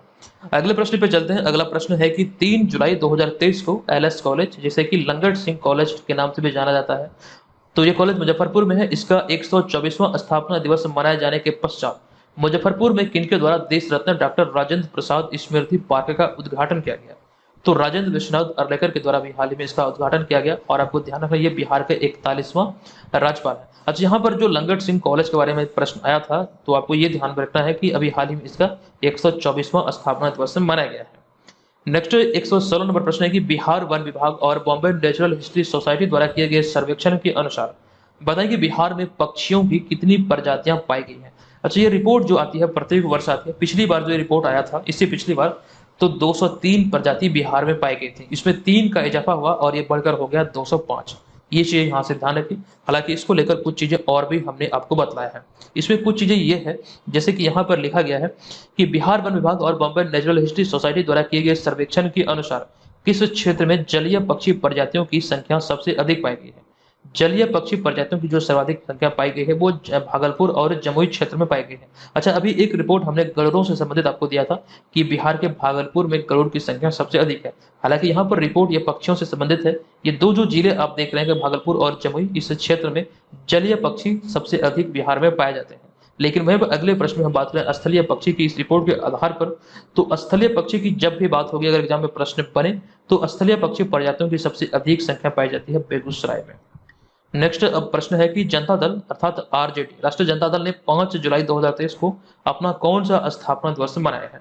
तो 27वां स्थापना दिवस अभी हाल ही में आरजेडी का मनाया गया। इसकी स्थापना हुई थी 5 जुलाई 1997 को स्थापना किया गया था लालू प्रसाद यादव के द्वारा। 120वां नंबर प्रश्न है कि जुलाई 2023 में Bihar chamber of commerce and industries के सदस्यों को किस देश में अक्टूबर 2023 में आयोजित होने वाले ट्रेड एक्सपो में शामिल होने का न्योता मिला है? तो राइट आंसर होगा इंडोनेशिया। इंडोनेशिया की तरफ से अभी हाल ही में बिहार को ये न्योता मिला है। 121 नंबर प्रश्न की बात करें तो हाल ही में 14 जुलाई 2023 को इसरो ने श्रीहरिकोटा आंध्र प्रदेश से अपना मिशन चंद्रयान 3 लॉन्च किया है। बताएं कि वैज्ञानिकों की टीम में बिहार के किस जिले के रवि कुमार इसमें शामिल थे? तो रवि कुमार बिहार के सीतामढ़ी के रहने वाले हैं, वो भी इसमें शामिल थे। अच्छा, इसके लॉन्चिंग जो भी चंद्रयान 3 की वो हुई थी 14 जुलाई 2023 को, और इसके प्रोजेक्ट डायरेक्टर कौन थे? तो इस चंद्रयान 3 के प्रोजेक्ट डायरेक्टर जो थे वे थे पी वीरा मुथुवेल। और वर्तमान में इसरो के चीफ कौन है? एस सोमनाथ वर्तमान में इसरो के चीफ हैं। कई सारे प्रश्न यहाँ से बन सकते हैं, वो सारी जानकारी हमने आपको दिया है। अगले प्रश्न पे चलते हैं। प्रश्न है कि भारत 3 से 12 अगस्त 2023 तक पहली बार चेन्नई में हीरो एशियाई चैंपियंस ट्रॉफी हॉकी टूर्नामेंट 2023 की मेजबानी करेगा। प्रश्न पूछा गया कि बताएं कि इसके ट्रॉफी का डिजाइन किस राज्य के संजय वर्मा के द्वारा किया गया है? तो राइट आंसर होगा बिहार के संजय वर्मा के द्वारा इसका निर्माण या फिर डिजाइन किया गया है। अगले प्रश्न की बात करें तो जुलाई 2023 में बिहार के किस जिले के शैलेश कुमार ने पेरिस में आयोजित हुए वर्ल्ड पैरा एथलेटिक्स चैंपियनशिप में रजत पदक अपने नाम किया है? तो राइट आंसर होगा ये रहने वाले हैं बिहार के जमुई जिले के। अगला प्रश्न है कि नीति आयोग द्वारा 17 जुलाई 2023 को जारी राष्ट्रीय बहुआयामी गरीबी सूचकांक यानी कि national multi dimensional poverty index के अनुसार कौन सा राज्य आबादी के प्रतिशत के हिसाब से देश का सबसे गरीब राज्य है? अगर आबादी की प्रतिशतता के दृष्टिकोण से देखें तो सबसे गरीब राज्य है अपना बिहार, इस रिपोर्ट के आधार पर, जो अभी हाल ही में 17 जुलाई 2023 को नीति आयोग की तरफ से जारी किया गया था। और बीपीएससी का एक फेवरेट टॉपिक है नीति आयोग, यहाँ से कई बार आपके एग्जाम में प्रश्न बने हैं। अगला प्रश्न है कि बिहार में कहां पर 1 माह तक चलने वाले ऐतिहासिक राजकीय मलमास मेला का उद्घाटन 19 जुलाई 2023 को नीतीश कुमार जी द्वारा किया गया था? तो ब्रह्मकुंड परिसर राजगीर में। अच्छा, यहाँ पर देखिए नीतीश कुमार का नाम यहाँ पर आया है प्रश्न में या फिर आंसर में, तो ऐसे में एक जानकारी आपको दे दूं कि बतौर मुख्यमंत्री सर्वाधिक बार गांधी मैदान में झंडा फहराने का रिकॉर्ड किनके नाम है? तो नीतीश कुमार का नाम है। हालांकि इससे पहले ये रिकॉर्ड था बिहार के पहले मुख्यमंत्री श्री कृष्ण सिंह के नाम, जिन्होंने सर्वाधिक बार गांधी मैदान में बतौर मुख्यमंत्री झंडा फहराया हो। तो ये चीजें यहाँ से ध्यान रखें। अच्छा, यहाँ पर हमारा अगला प्रश्न है। इस प्रश्न को लेकर कुछ चीजें यहाँ पर आपको विस्तार से मैं बताने वाला हूँ। दरअसल डेली करंट अफेयर्स वाले क्लास में इसको लेकर जो हमने आपको जानकारी दिया है, इसमें कुछ चेंजेस भी है, तो ध्यान से इसे देखिएगा। ये प्रश्न यहाँ पर यह कि हाल ही में बिहार सरकार ने राजभाषा पुरस्कारों की घोषणा की है। बताएं कि वर्ष 2020-21 व 21-22 के लिए कितने साहित्यकारों को सम्मानित किया गया? अच्छा, हमने जो जानकारी जिस समय आपको दिया था, जब ये घोषणा हुई थी, जब ये सम्मानित किए जाएंगे, तो घोषणा जिस समय हुई थी उस समय सिर्फ और सिर्फ 24 साहित्यकारों को लेकर ही घोषणा हुई थी। लेकिन जब ये पुरस्कार प्रदान किया गया तो हमने देखा कि वहां पर 29 लोगों के नाम शामिल थे। और बतौर अगर हम बात करें यहाँ पर जो ऑफिशियल तरीके से, एक प्रकार से जो ऑफिशियल अकाउंट है नीतीश कुमार का, वहां पर 29 से जानकारी दिया गया, यानी कि 29 साहित्यकारों को सम्मानित किया गया। तो 29 ही हम यहाँ पर इस प्रश्न का राइट आंसर रखेंगे। आप लोग सुधार कर लीजिएगा। 2021 से 22 के लिए जो मिला है कुल 14 लोगों को ले दिया गया, और वहीं पर 2020-21 की बात करें तो कुल 15 को। तो ओवरऑल ये दोनों साल के लिए कुल 29 साहित्यकारों को ये सम्मान से सम्मानित किया गया है, यानी कि बिहार राजभाषा पुरस्कार से। यहाँ पर जो मतलब हमने बताया था, आप लोग सुधार कर लीजिएगा, 24 साहित्यकार नहीं बल्कि अब इसमें होगा 29 साहित्यकार। नेक्स्ट यहाँ पर हमारा अगला 127 नंबर प्रश्न है कि भोजपुरी फिल्मों में उत्कृष्ट योगदान देने के लिए किन्हें पहला Bhojpuri film fair life time achievement award से सम्मानित किया गया? यहाँ से भी प्रश्न अराइज हो सकता है, पहली बार आयोजित हुआ या फिर ये इसका पहला संस्करण है। इसमें आपको ध्यान रखना कि भोजपुरी फिल्मों में योगदान देने के लिए Bhojpuri film fair life time achievement award से भी हाल ही में मनोज तिवारी को सम्मानित किया गया है। अच्छा, यहाँ पर एक पॉइंट ये भी है कि इसमें आपको ध्यान रखना है, इस सीजन 1 में सर्वश्रेष्ठ अभिनेता व अभिनेत्री का अवार्ड किसे दिया गया? तो दिनेश लाल यादव निरहुआ को, और वहीं पे अभिनेत्री की बात करें तो पाकी हेगड़े को। अभिनेता निरहुआ को और अभिनेत्री की बात करें तो पाकी हेगड़े को सर्वश्रेष्ठ अभिनेता और अभिनेत्री के अवार्ड से सम्मानित किया गया। नेक्स्ट प्रश्न की बात करें तो बिहार सरकार ने हाल ही में चौथे ग्रीन बजट में कितने प्रतिशत की बढ़ोतरी की है? तो इसमें बढ़ोतरी किया गया 28% का, यानी कि यहाँ पर जो इसका राइट आंसर होगा 28%। नेक्स्ट 130 नंबर प्रश्न है कि हाल ही में बिहार की किस जिले के मुकेश कुमार ने भारत के लिए टेस्ट क्रिकेट में डेब्यू किया है? तो राइट आंसर होगा बिहार के गोपालगंज के रहने वाले हैं मुकेश कुमार, जो कि टेस्ट क्रिकेट में भी हाल ही में डेब्यू किया। यहाँ पर एक ये भी ध्यान रखिए कि आईसीसी का जो 3 प्रारूप है वर्तमान में, एक तो है टेस्ट, एक है वनडे और एक है T20। हालांकि इसको लेकर भारत के संदर्भ में कई सारी जानकारी हमने आपको दिया है। आपको ध्यान होगा आईसीसी T20 की बात करें तो भारत ने इस किताब को अभी तक एक ही बार अपने नाम किया है, जो इसका सीजन 1 था। सीजन 1 2007 में आयोजित होता, पाकिस्तान को हराकर भारत ने इस किताब को अपने नाम किया था। और इसके अतिरिक्त कई सारी जानकारी है जो कि आपको समय समय पर हमने बताया है।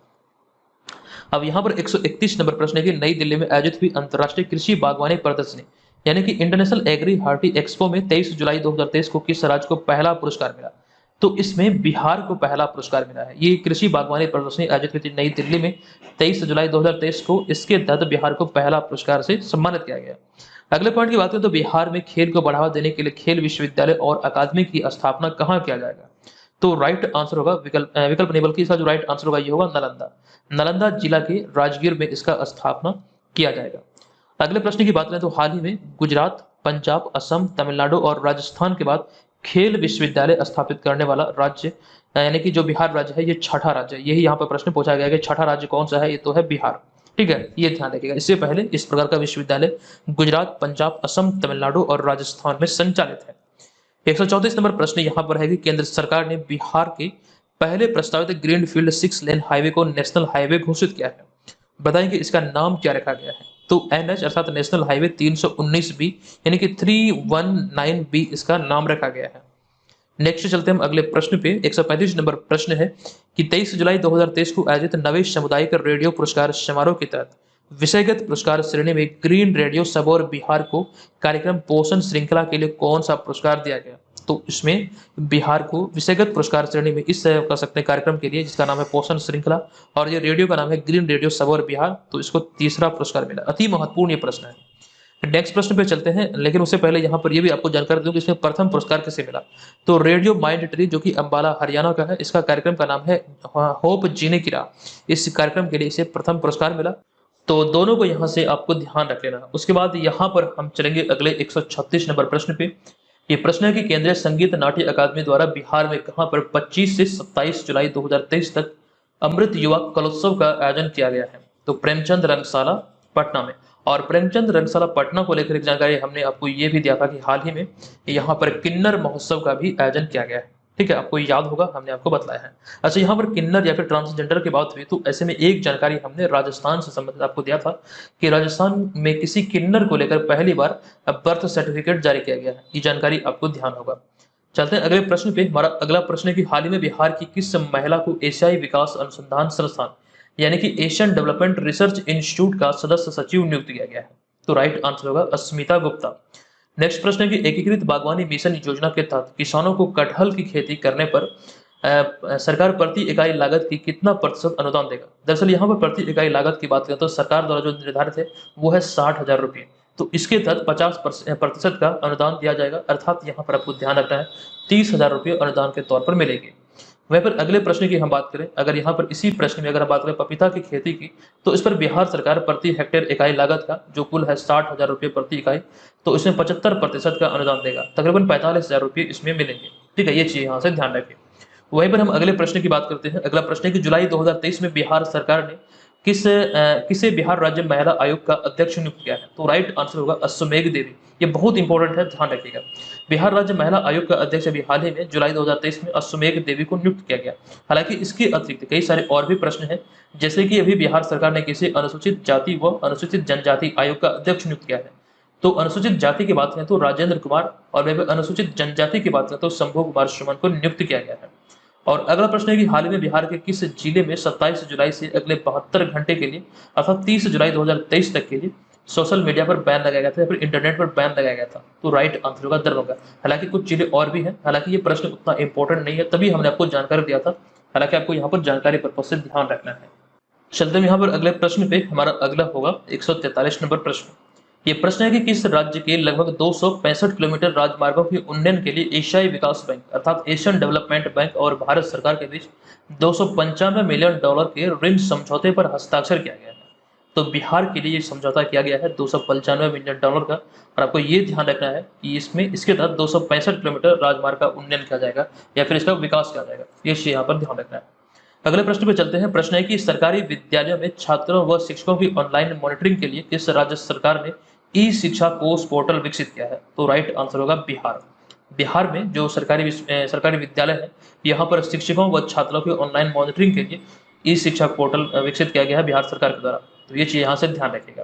ठीक है, चलते हैं यहाँ पर अगले प्रश्न पे। हमारा 145 नंबर प्रश्न होगा कि मौसम की सटीक जानकारी के लिए जून 2023 में किस राज्य सरकार ने मौसम विहार नामक एक ऐप लॉन्च किया था? तो राइट आंसर होगा बिहार सरकार ने ये मौसम विहार नामक एक ऐप लॉन्च किया था जून 2023 में मौसम की सटीक जानकारी के लिए।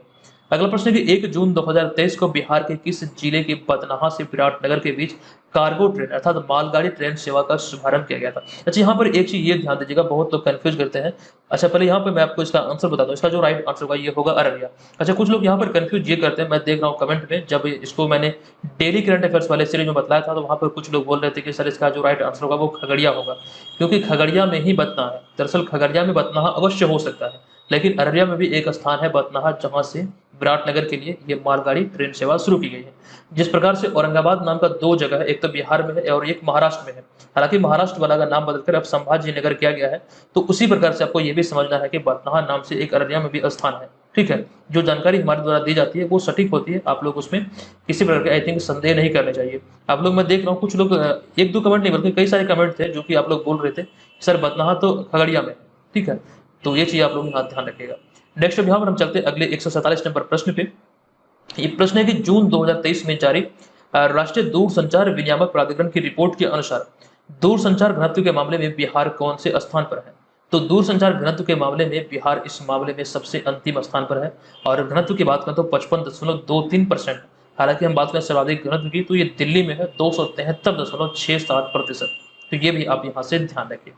नेक्स्ट प्रश्न पे चलते हैं कि बिहार सरकार या फिर मुख्यमंत्री नीतीश कुमार ने हाल ही में बिहार का हरित आवरण क्षेत्र कम से कम कितना प्रतिशत करने का निर्देश दिया है?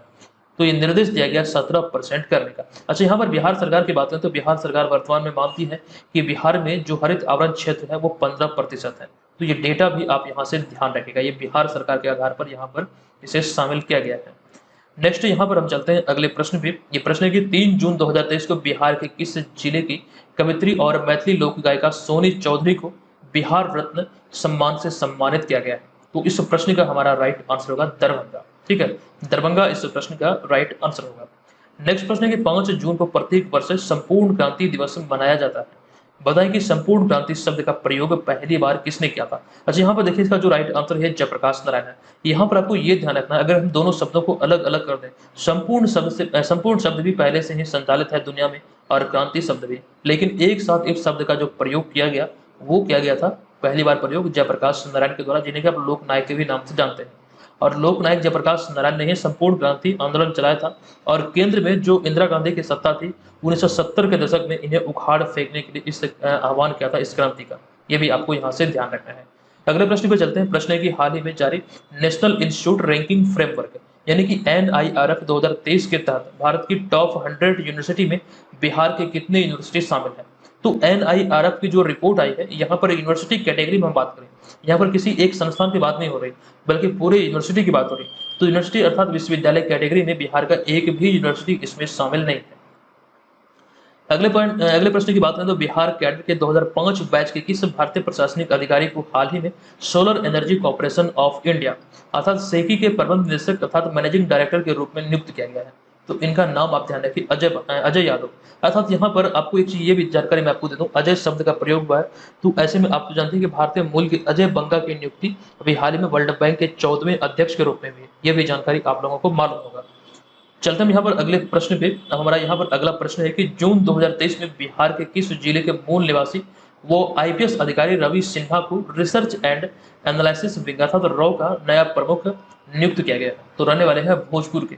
यही भोजपुर में भी हाल ही में बाजरा महोत्सव आयोजित हुआ था। अच्छा, भोजपुर की बात यहाँ पर हुई तो भोजपुर को लेकर ये ध्यान रखिए, बाबू वीर कुंवर सिंह का जो संबंध था, जो कि आपको ध्यान रखना, ये भोजपुर से ही संबंधित थे।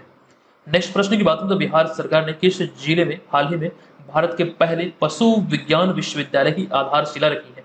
तो आपको ध्यान रखना, बिहार सरकार ने पटना में पशु विज्ञान विश्वविद्यालय की आधारशिला रखी है, जो कि भारत का ये पहला पशु विज्ञान विश्वविद्यालय होगा। तो ये प्रश्न है कि 22 जून 2023 को राजधानी पटना में अवस्थित चिड़ियाघर का गोल्डन जुबली अर्थात स्वर्ण जयंती समारोह मनाया गया। बताएं कि यह कितने वर्षों पर मनाया जाता है? अच्छा, यहाँ पर पटना चिड़ियाघर अर्थात संजय गांधी जैविक उद्यान की बात हो रही है, तो ऐसे में अभी हाल ही में जो गोल्डन जुबली मनाया गया है, ये प्रत्येक 50 वर्ष में मनाया जाता है। एक चीज़ यहाँ पर ये ध्यान रखिएगा, पटना चिड़ियाघर की जो स्थापना हुई थी, वो हुई थी 1973 में। यहाँ पर आपको ये ध्यान रखना, हालाँकि पटना चिड़ियाघर पहले से ही संचालित थी, लेकिन यहाँ पर समझना ये है कि एक चिड़ियाघर के रूप में जो आम नागरिकों के लिए खोला गया या फिर जो इसकी शुरुआत हुई एक चिड़ियाघर के रूप में, वो ईस्वी थी 1973। ठीक है, अभी हाल ही में इसका 50 वर्ष पूरा हुआ, तो इसी उपलक्ष्य में ये स्वर्ण जयंती समारोह अर्थात गोल्डन जुबली मनाया गया। अगले प्रश्न की बात करें तो हाल ही में कहाँ दुनिया के सबसे बड़े विराट रामायण मंदिर का निर्माण कार्य शुरू हुआ है? तो कैथवलिया पूर्वी चंपारण बिहार में, ये एग्जैक्ट स्थान है कैथवलिया, ये भी आपको ध्यान रखना है। और पूर्वी चंपारण बिहार ये इसका जिला का नाम है या राज्य का नाम है, ये आपको यहाँ से नोट करना है।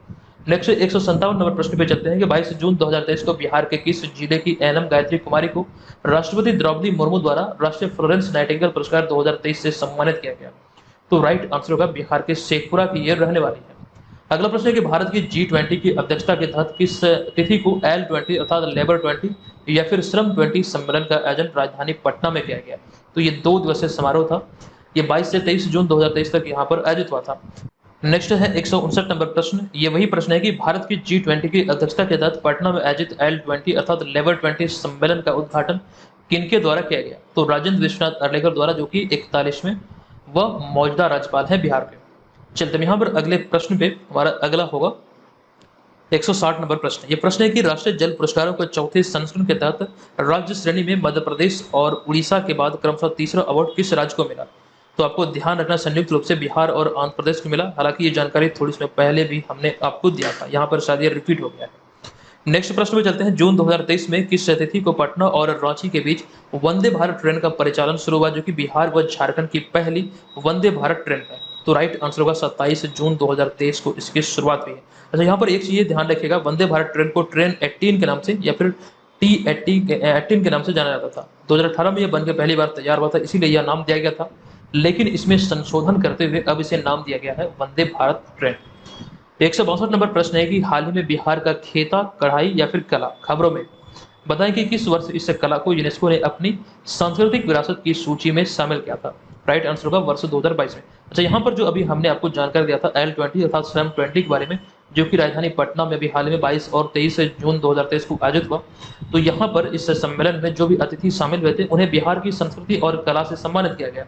उसी में एक कला था खेता कला या फिर खेता कढ़ाई, और इसी को लेकर ये प्रश्न बना है। इसको जो सांस्कृतिक विरासत की सूची में शामिल किया गया यूनेस्को की, ये वर्ष 2022 में। अच्छा, यहाँ पर एक सवाल ये भी होता है कि ये कला किस जिले से संबंधित है या फिर कहाँ से संबंधित है? तो मूल रूप से इसका जो कार्य होता है इस कला का, वो किशनगंज जिला में होता है। किशनगंज जिला के शेरशाहबादी मुस्लिम महिलाओं के द्वारा इसका कार्य किया जाता है। ये प्रश्न है कि श्रम संसाधन विभाग बिहार सरकार इस वर्ष 2023 में कितनी रोजगार अर्थात नियोजन मेला आयोजित करने का निर्णय लिया? तो राइट आंसर होगा 37 अर्थात 37। हालांकि इसमें से कुछ आधा से अधिक आयोजित हो भी चुका है, आधा से अधिक जो है वो आयोजित हो चुका है। नेक्स्ट 164 नंबर प्रश्न है कि किस शहर के तर्ज पर पटना में 1 जुलाई से लेकर 15 अगस्त 2023 तक स्वच्छता सर्वेक्षण को लेकर मेरा शहर मेरी जवाबदेही अभियान चलाए जाने का निर्णय लिया गया था? तो राइट आंसर होगा इंदौर शहर के तर्ज पर। अब यहाँ पर हम चलते हैं अगले प्रश्न पे। हमारा अगला 165 नंबर प्रश्न है कि यहाँ पर प्रश्न है कि बिहार की राजधानी पटना में कहाँ मिलेट अर्थात बाजरा या फिर मोटे अनाज महोत्सव का आयोजन किया गया? तो राइट आंसर होगा ज्ञान भवन पटना में। अच्छा, इससे पहले भोजपुर में आयोजित हुआ था फरवरी और मार्च के दौरान, ये भी हमने आपको बताया था। अभी हाल में ज्ञान भवन पटना में यह मिलेट महोत्सव या फिर मिलेट अर्थात मोटे अनाज को लेकर जो महोत्सव आयोजित हुआ है, यहाँ पर ये आयोजित हुआ है। मिलेट को ही हिंदी में बाजरा कहा जाता है, ये भी आपको ध्यान रखना है, जिसे कि हम लोग मोटे अनाज भी अगर संबोधित करते हैं। अच्छा, यहाँ पर अगला प्रश्न है 166 नंबर की, हाल ही में अनुराग वर्मा को पंजाब का नया मुख्य सचिव नियुक्त किया गया, और ऐसे में बताएं कि वर्तमान में बिहार के मुख्य सचिव कौन है? तो बिहार के वर्तमान मुख्य सचिव है आमिर सुबहानी, जो कि सिवान के रहने वाले हैं। अगले प्रश्न पे चलते हैं कि अप्रैल 2023 में उद्यान निदेशालय भारत सरकार की ओर से जारी आंकड़ों के अनुसार लीची और मशरूम के उत्पादन में बिहार का कौन सा स्थान है या फिर बिहार कौन से स्थान पर है? तो इस आधार पर बिहार प्रथम स्थान पर है लीची और मशरूम उत्पादन में, ठीक है। और वहीं पर कुछ अन्य कैटेगरी है, जैसे कि आलू उत्पादन में तीसरे स्थान पर, आम और शहद के उत्पादन में चौथे स्थान पर, और केला उत्पादन में बिहार अब 7वें स्थान पर है। नेक्स्ट प्रश्न पे चलते हैं। ये प्रश्न है कि जल शक्ति मंत्रालय की हालिया रिपोर्ट के अनुसार बिहार में कितनी फीसदी अर्थात कितनी प्रतिशत जल स्रोत सूखे और अतिक्रमण के चपेट में है? इस प्रकार का रिपोर्ट जल शक्ति मंत्रालय के द्वारा पहली बार जारी किया गया भारत में। और बिहार के संदर्भ में बात करें तो 49.8% जो जल स्रोत हैं वो सूखे और अतिक्रमण की चपेट में है। ये यहाँ से आपको ध्यान रखना है। इस तरह के डेटा आपसे एग्जाम में पूछे जा सकते हैं। नेक्स्ट प्रश्न है कि जल शक्ति मंत्रालय की हालिया रिपोर्ट के अनुसार बिहार में जल स्रोतों की संख्या कितनी है? तो जल स्रोतों की संख्या जो है ये 45,793 है और इसमें से 95.7% ये ग्रामीण क्षेत्र में है, महज 4.3% शहरी क्षेत्र में है। तो ये भी आपको यहाँ से ध्यान रख लेना है।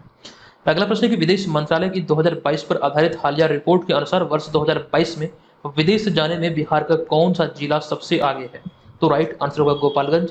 क्रमशः इसके बाद जो जिला है वो है सिवान और पटना। 171 नंबर प्रश्न है कि बिहार के किस जिले के मोती झील में पहली बार 10वीं राष्ट्रीय सीनियर नेशनल ड्रैगन बोट प्रतियोगिता आयोजित हुई है? तो राइट आंसर होगा पूर्वी चंपारण। और इस प्रतियोगिता में बिहार को महिला कैटेगरी में स्वर्ण पदक मिला है। महिला कैटेगरी में, ये आपको यहाँ पर ध्यान रखना है। यही जानकारी यहाँ पर दिया गया है कि बिहार के पूर्वी चंपारण जिले के मोती झील में पहली बार आयोजित 10वीं सीनियर नेशनल ड्रैगन बोट प्रतियोगिता में किस वर्ग में बिहार को गोल्ड मेडल मिला? तो महिला वर्ग में बिहार को गोल्ड मेडल मिला है।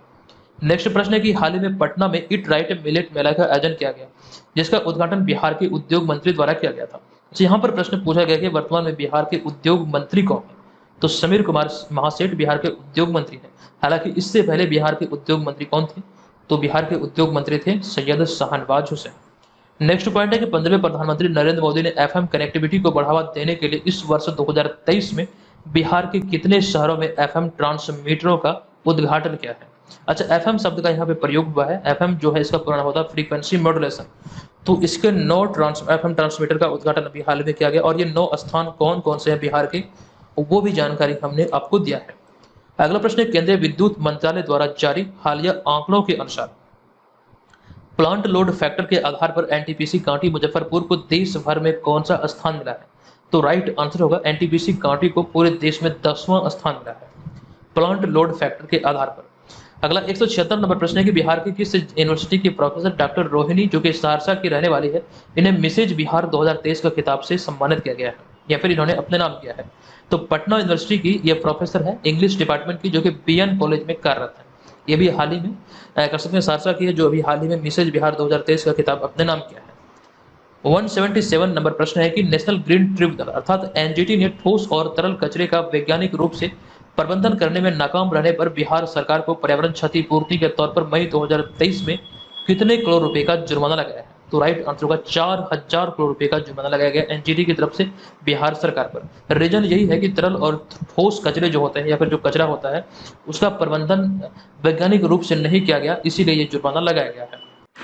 नेक्स्ट प्रश्न है कि मई 2023 में आई रोजगार मंत्रालय की एक रिपोर्ट के अनुसार लेबर हब के मामले में बिहार कौन से स्थान पर है? अच्छा, लेबर हब की बात करें तो मई 2023 में जो रिपोर्ट आई है इसके आधार पर बिहार दूसरे स्थान पर है, पहले स्थान पर है उत्तर प्रदेश। ये जानकारी यहाँ से ध्यान रखिएगा। अच्छा, यहाँ पर आपको एक भी प्रश्न इस प्रकार से पूछा जा सकता है, जो रिपोर्ट आई थी मई 2023 में रोजगार मंत्रालय की, तो इस रिपोर्ट के आधार पर बिहार का कौन सा 2 जिला लेबर हब में क्रमशः पहले व दूसरे स्थान पर है या फिर कौन सा जिला पहले स्थान पर है? तो पूर्वी चंपारण इसमें पहले स्थान पर है और वहीं पर दूसरे स्थान पर है मुजफ्फरपुर। नेक्स्ट प्रश्न पे चलते हैं। 180 नंबर प्रश्न है कि हाल ही में आई एक रिपोर्ट या फिर एक आंकड़े के अनुसार बिहार में शिक्षा वाले स्कूलों की संख्या बढ़कर अब कितनी हो गई है? तो ये हो गई 99%। पूरे राज्य की यहाँ पर बात हो रही है और सर्वाधिक शिक्षा वाले स्कूल है पूर्वी चंपारण में। अच्छा, यहाँ पर आपके मन में ये सवाल उठ रहा होगा, ये शिक्षा वाले स्कूल आखिर क्या होते हैं? दरअसल यहाँ पर आपको ये ध्यान रखना है, वैसे स्कूल या फिर वैसे विद्यालय जहाँ पर लड़के व लड़कियाँ एक साथ बैठकर मतलब शिक्षा ग्रहण करते हो एक साथ सम्मिलित तौर पर, उसे ही शिक्षा वाले स्कूल कहा जाता है।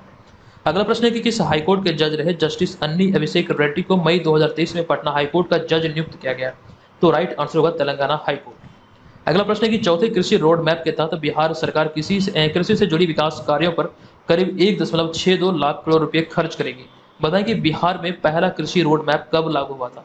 तो लागू हुआ था वर्ष 2008 में। अच्छा, यहाँ पर जो हमने पटना हाईकोर्ट की चर्चा की, तो हालांकि इसको लेकर हमने जानकारी ऑलरेडी आपको दे ही दिया है कि 44वें मुख्य न्यायाधीश अभी है पटना हाईकोर्ट के कृष्णन विनोद चंद्रन और उन्होंने संजय करोल का स्थान लिया है। अब यहाँ पर नेक्स्ट प्रश्न है कि हाल ही में मखाना अनुसंधान केंद्र दरभंगा को एक बार फिर से नेशनल रिसर्च सेंटर का दर्जा मिला है। बताएं कि किस वर्ष इसका नेशनल स्टेटस का दर्जा छिन गया था? तो 2005 में ये दर्जा छिन गया था। हालांकि इसकी जो स्थापना हुई थी वर्ष 2002 में हुई थी। अब स्थापना के 3 वर्ष बाद में ये दर्जा छिन गया था।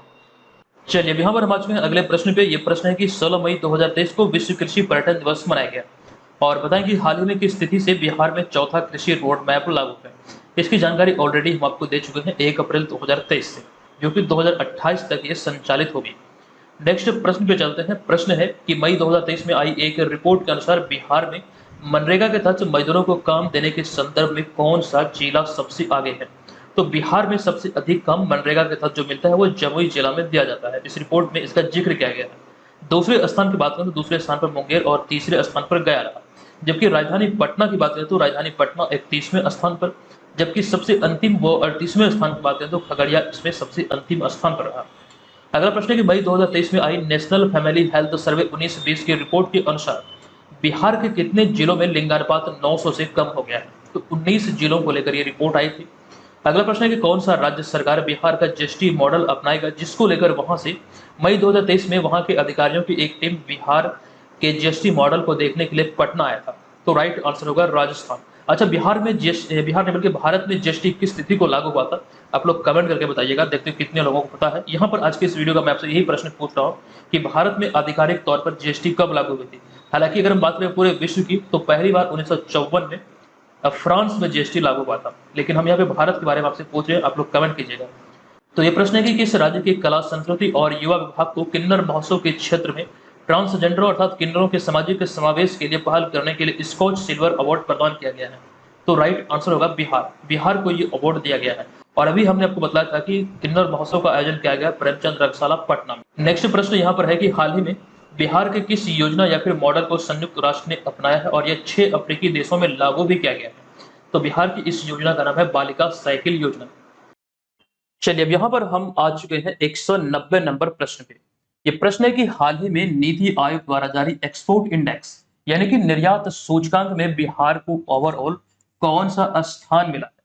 तो इस सूचकांक के दृष्टिकोण से देखें तो बिहार को इसमें ओवरऑल 22वां स्थान मिला है। कौन सा? तो 22वां। अच्छा, एक जानकारी यहाँ पर ये ध्यान रखेगा, अगर यहीं पर बात हो बिहार में अव्वल स्थान किस जिला को मिला, अगर आपसे जिला पूछा जाए तो राइट आंसर हो जाएगा बेगूसराय जिला इसमें बिहार में सबसे पहले स्थान पर रहा जिलों की कैटेगरी में, ये ध्यान रखिए।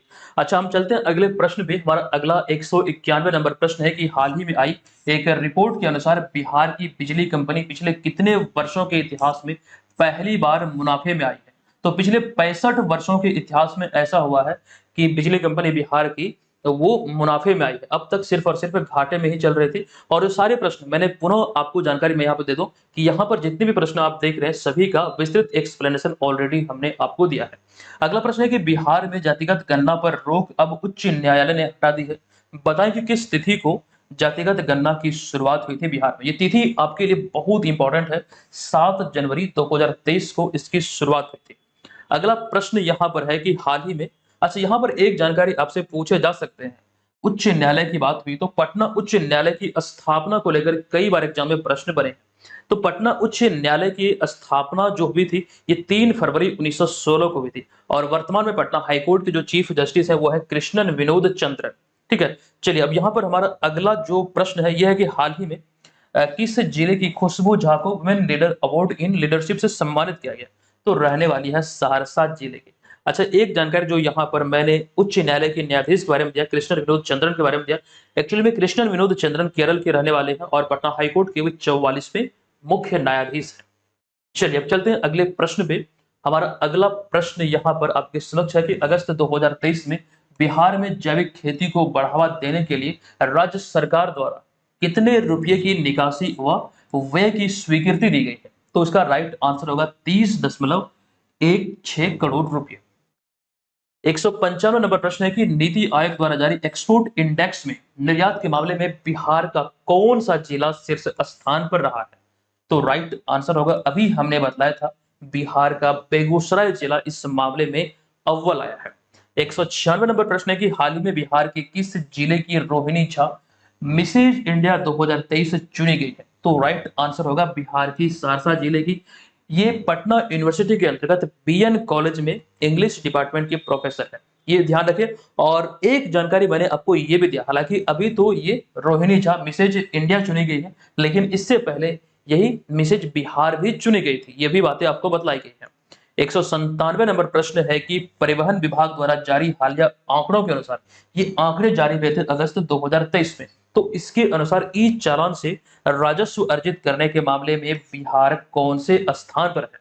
देखिए, इसका जो राइट आंसर होगा ई चालान के माध्यम से राजस्व अर्जित करने को लेकर जो अभी हाल ही में आंकड़ा जारी हुआ परिवहन विभाग के द्वारा, तो इस मामले में जो बिहार है, अपना बिहार ये 5वें स्थान पर रहा। चलिए नेक्स्ट प्रश्न है कि अमृत भारत स्टेशन योजना के तहत देश भर के जिन 508 रेलवे स्टेशन के पुनर्विकास कार्य की आधारशिला रखी गई है, उनमें बिहार के कितने रेलवे स्टेशन शामिल है? तो राइट आंसर होगा 49 यानी कि 49। और पूरे भारत की बात करें तो पूरे भारत के 508 रेलवे स्टेशन शामिल है, जिसमें बिहार की जो रेलवे स्टेशन है उसकी संख्या है 49 यानी कि 49। अगला प्रश्न है कि किस राज्य सरकार ने हाल ही में राइनो टास्क फोर्स गठित करने की घोषणा की है? तो राइनो टास्क फोर्स है राइनो के संरक्षण के लिए अभी हाल ही में बिहार सरकार की एक पहल है, तो ध्यान रखेगा बिहार इसका राइट आंसर होगा। 200 नंबर प्रश्न है कि अगस्त 2023 को 77वें स्वतंत्रता दिवस के अवसर पर गांधी मैदान पटना में कितने विभागों की झांकी निकाली गई? तो राइट आंसर होगा कुल 12 विभागों की झांकी निकाली गई। इसमें कौन पहले स्थान पर रहा, कौन द्वितीय स्थान पर रहा, ये सारी बातें भी हमने बतला दिया। अच्छा, गांधी मैदान की चर्चा भी और 77वें स्वतंत्रता दिवस की चर्चा भी, तो एक जानकारी मैं आपको ये भी बता दूं कि गांधी मैदान में सर्वाधिक बार, जो कि सर्वाधिक 17 बार झंडा फहराने का जो रिकॉर्ड है, वो बतौर मुख्यमंत्री हम बात कर रहे हैं, वो नीतीश कुमार के नाम है। इससे पहले 14 बार का सर्वाधिक बार का रिकॉर्ड था बिहार के पहले मुख्यमंत्री श्री कृष्ण सिंह के नाम, लेकिन ये रिकॉर्ड टूट चुका है। 17 बार मुख्यमंत्री नीतीश कुमार ने झंडा फहराया है। और मुख्यमंत्री नीतीश कुमार से संबंधित एक जानकारी ये भी है कि अब तक वे 8 बार बिहार के मुख्यमंत्री पद की शपथ ले चुके हैं। अच्छा, यहाँ पर अगर हम बतौर जो लाल किला पर तिरंगा फहराया जाता है, बतौर प्रधानमंत्री की बात करें तो सर्वाधिक 17 बार ये तिरंगा फहराने का जो रिकॉर्ड है वो पंडित जवाहरलाल नेहरू के नाम है। अच्छा, आप लोग कमेंट करके बताइएगा कि लाल किला पर नरेंद्र मोदी ने इस बार कौन सी बार तिरंगा फहराया है? आप लोगों को हमने जानकारी दिया है, बताइएगा। फिलहाल यहाँ पर चलते हैं अगले प्रश्न पे। ये प्रश्न है कि आजादी के अमृत महोत्सव के तहत क्रांति तीर्थ कार्यक्रम का आयोजन बिहार में कहाँ किया गया? तो चंद्रगुप्त प्रबंध संस्थान पटना में भी हाल ही में इसका आयोजन किया गया। नेक्स्ट प्रश्न में चलते हैं। नेक्स्ट होगा 202 नंबर प्रश्न कि निम्नलिखित में से किस राज्य ने हाल ही में टुगेदर वी आर्ट कला प्रदर्शनी का शुभारंभ किया गया? ये G20 के तहत नहीं किया गया, तो राइट आंसर होगा बिहार संग्रहालय पटना में। नेक्स्ट है कि बिहार कैबिनेट ने किसी भी दुर्घटना में प्रवासी मजदूरों की मौत पर उनके परिजनों को मिलने वाली मुआवजा की राशि को बढ़ाकर 1 लाख रुपए से कितना कर दिया है? तो पहले 1 लाख रुपए की राशि मुआवजा के तौर पर मिलती थी दुर्घटना होने पर उनके परिजनों को, लेकिन अब इसे बढ़ाकर कर दिया गया 2 लाख रुपए। अगला प्रश्न है कि राष्ट्रीय शिक्षक पुरस्कार 2023 के लिए बिहार के कितने शिक्षकों को नामित किया गया? देखिए, बिहार के 6 शिक्षकों को नामित किया गया था, यानी कि जो नॉमिनेशन हुआ था या फिर बिहार सरकार की तरफ से जो शिक्षकों की सूची भेजी गई थी राष्ट्रीय शिक्षक पुरस्कार के लिए, तो 6 शिक्षकों की सूची भेजी गई थी, लेकिन 3 का चयन हुआ राष्ट्रीय शिक्षक पुरस्कार के लिए और 5 सितंबर 2023 को इन्हें सम्मानित भी किया गया। ये तो रही राष्ट्रीय शिक्षक पुरस्कार के बारे में, लेकिन वहीं पर अगर आपसे पूछा जाए राष्ट्रीय शिक्षक पुरस्कार के बारे में, तो प्रत्येक वर्ष 20 शिक्षक को राष्ट्रीय शिक्षक पुरस्कार से सम्मानित किया जाता है। अगला प्रश्न है कि बिहार सरकार ने जीविका को अब शहरी क्षेत्रों में भी काम करने की जिम्मेदारी देने की घोषणा की है। बताएं कि जीविका योजना की शुरुआत कब हुई थी? देखिए, अब तक जीविका को ग्रामीण क्षेत्रों में ही सेवा प्रदान करने की जिम्मेदारी दी गई थी, लेकिन अभी हाल ही में घोषणा हुई कि शहरी क्षेत्रों में भी जिम्मेदारी दी जाएगी। और यहाँ पे पूछा गया है, जीविका चर्चे में है इस लिहाज से, तो जीविका की शुरुआत हुई थी वर्ष 2006 में, यही पूछा गया है। लेकिन एक जानकारी यहाँ पर यह भी है, किसकी सहयोग से? तो वर्ल्ड बैंक अर्थात विश्व बैंक की सहायता से वर्ष 2006 में जीविका की शुरुआत हुई थी। नेक्स्ट प्रश्न पे चलते हैं। हमारा नेक्स्ट प्रश्न है कि किस राज्य सरकार की घोषणा के अनुसार राज्य के सरकारी स्कूलों के भवन अब बाला मॉडल पर बनेंगे? अब ये बाला का भी पूरा नाम हमने आपको जानकारी के पर्पज से दिया था, तो इसका जो राइट आंसर होगा ये बिहार सरकार की घोषणा है। 207 नंबर प्रश्न है कि 77वें स्वतंत्रता दिवस के अवसर पर बिहार पुलिस के कितने पुलिस कर्मियों को पदक से सम्मानित किया गया? तो कुल 21 पुलिस कर्मियों को सम्मानित किया गया। 15 अगस्त 2023 को 77वें स्वतंत्रता दिवस के अवसर पर गांधी मैदान पटना में निकाली गई कुल 12 विभागों की झांकियों में प्रथम पुरस्कार किसे मिला? तो प्रथम पुरस्कार मिला है कृषि विभाग की झांकी को। बहुत इंपॉर्टेंट है, ध्यान रखिएगा, एग्जाम में पूछे जाने योग्य है। 209 नंबर प्रश्न है कि 15 अगस्त 2023 को 77वें स्वतंत्रता दिवस के अवसर पर गांधी मैदान पटना में, अच्छा यहाँ पर वही प्रश्न लिखा गया कि जो 12 विभागों की झांकी निकाली गई उसमें द्वितीय पुरस्कार किसे मिला? तो द्वितीय पुरस्कार संयुक्त तौर पर जीविका और कला संस्कृति विभाग को दिया गया। ये यहाँ से ध्यान रखना है, जीविका और कला संस्कृति विभाग को ये दिया गया है। अच्छा, यहाँ पर तृतीय पुरस्कार की भी हम लोग चर्चा कर लेते हैं। तो इसके अंतर्गत जो तृतीय पुरस्कार मिला है ये नगर विकास एवं आवास विभाग और पर्यावरण जलवायु परिवर्तन विभाग को संयुक्त तौर पर ये तृतीय पुरस्कार गांधी मैदान पटना में जो कुल 12 विभागों की झांकी निकाली गई थी उसके अंतर्गत दिया गया। अगला प्रश्न पे चलते हैं। प्रश्न है कि 15 अगस्त 2023 को सुलभ इंटरनेशनल के संस्थापक बिंदेश्वर पाठक का निधन हो गया। बताएं कि वे बिहार के किस जिले के मूल निवासी थे। ये एक ऐसा प्रश्न है, मुझे लगता है कि एग्जाम में निश्चित तौर पे पूछे जा सकते हैं। यहाँ से संबंधित जानकारी हमने आपको, खास करके अगर हम बात करें सुलभ इंटरनेशनल की, इसकी स्थापना कब हुई, ये तमाम चीजें ऑलरेडी हमने आपको बताया। फिलहाल यहाँ पर आपको जानकारी दे दूं कि बिंदेश्वर पाठक बिहार के वैशाली जिले के मूल निवासी थे। अगला प्रश्न है कि हाल ही में जारी सकल घरेलू उत्पाद यानी कि जीडीपी सेक्टर में 10.64% वृद्धि दर के साथ कौन सा राज्य या फिर कौन सा केंद्र शासित प्रदेश शीर्ष पर है। राज्य या फिर केंद्र शासित प्रदेश की बात हो रही है। हालांकि यहाँ पर अगर हम बात करें तो अव्वल रहा अपना बिहार, और बिहार की जो वृद्धि दर रही है 10.64%। ये भी आंकड़े आपसे एग्जाम में पूछे जा सकते हैं। नेक्स्ट प्रश्न पे चलते हैं। ऊर्जा मंत्री आर के सिंह द्वारा किस जिले के बाढ़ में बाढ़ सुपर थर्मल पावर प्रोजेक्ट के यूनिट 2 का उद्घाटन किया गया। तो राइट आंसर होगा, ये जो क्षेत्र है, ये जो बाढ़ है, ये कहां पर है, तो पटना में है। अच्छा, ऐसी एक जानकारी निकलकर सामने आई थी, कुछ बातें चल रही थी मीडिया में कि पटना जिला का जो बाढ़ क्षेत्र है, बाढ़ एक स्थान है, इसे आपको ध्यान रखना है बिहार का 39वां जिला बनाया जाएगा। ऐसी घोषणा हुई थी। हालांकि इसमें बहुत सारी चीजें बाकी है, जो भी चीजें निकलकर सामने आएगी वो जानकारी हम आपको अवश्य देंगे। फिलहाल इस समय बिहार में 38 जिले हैं और आपको ध्यान रखना है बिहार को 9 डिवीजन अर्थात 9 उपमंडल में बांटा गया है। अगला प्रश्न है कि बिहार में जीविका द्वारा संचालित कितनी दीदी की रसोई को राज्य में पहली बार आईएसओ सर्टिफिकेट मिला है। तो बिहार में जो खास करके अस्पताल वगैरह में जो दीदी की रसोई संचालित है, ये पहली बार ऐसा हुआ है कि इसे आईएसओ सर्टिफिकेट दिया गया है। तो कुल 5 दीदी की रसोई को ये आईएसओ सर्टिफिकेट दिया गया। अगला प्रश्न है कि अगस्त 2023 में आई एक रिपोर्ट के अनुसार इमरजेंसी रिस्पॉन्स सपोर्ट सिस्टम यानी कि ERSS डायल 112 में बिहार के किस जिले को राज्य में पहला स्थान मिला। ये नवीनतम रिपोर्ट है, इसके आधार पर बेगूसराय इसमें यानी कि इमरजेंसी रिस्पॉन्स सपोर्ट सिस्टम यानी कि ERSS डायल 112 में प्रथम स्थान हासिल किया है। अगला प्रश्न है कि चौथे राष्ट्रीय जल पुरस्कार के तहत सर्वश्रेष्ठ उद्योग का पुरस्कार बरौनी ताप विद्युत केंद्र बेगूसराय बिहार को दिया गया। बताएं कि इसकी स्थापना कब हुई थी। स्थापना के बारे में पूछा गया है, तो स्थापना हुई थी 1962 में सोवियत संघ की मदद से। नेक्स्ट प्रश्न है कि बिहार सरकार की नवीनतम घोषणा के अनुसार निम्नलिखित में से या फिर बिहार सरकार की नवीनतम घोषणा के अनुसार कहां पर राजकीय अभियंत्रण महाविद्यालय की स्थापना की जाएगी। देखिए, इसका जो राइट आंसर होगा ये होगा जमुई, लेकिन एग्जैक्ट प्लेस कौन सा है, तो अमृत। अमृत एक स्थान है जमुई में, यहीं पर इसकी स्थापना की जाएगी। ऐसा ही एक प्रश्न आपसे एग्जाम में पूछा गया था कि बिहार का पहला तैरता हुआ सौर ऊर्जा संयंत्र कहां लगाया गया।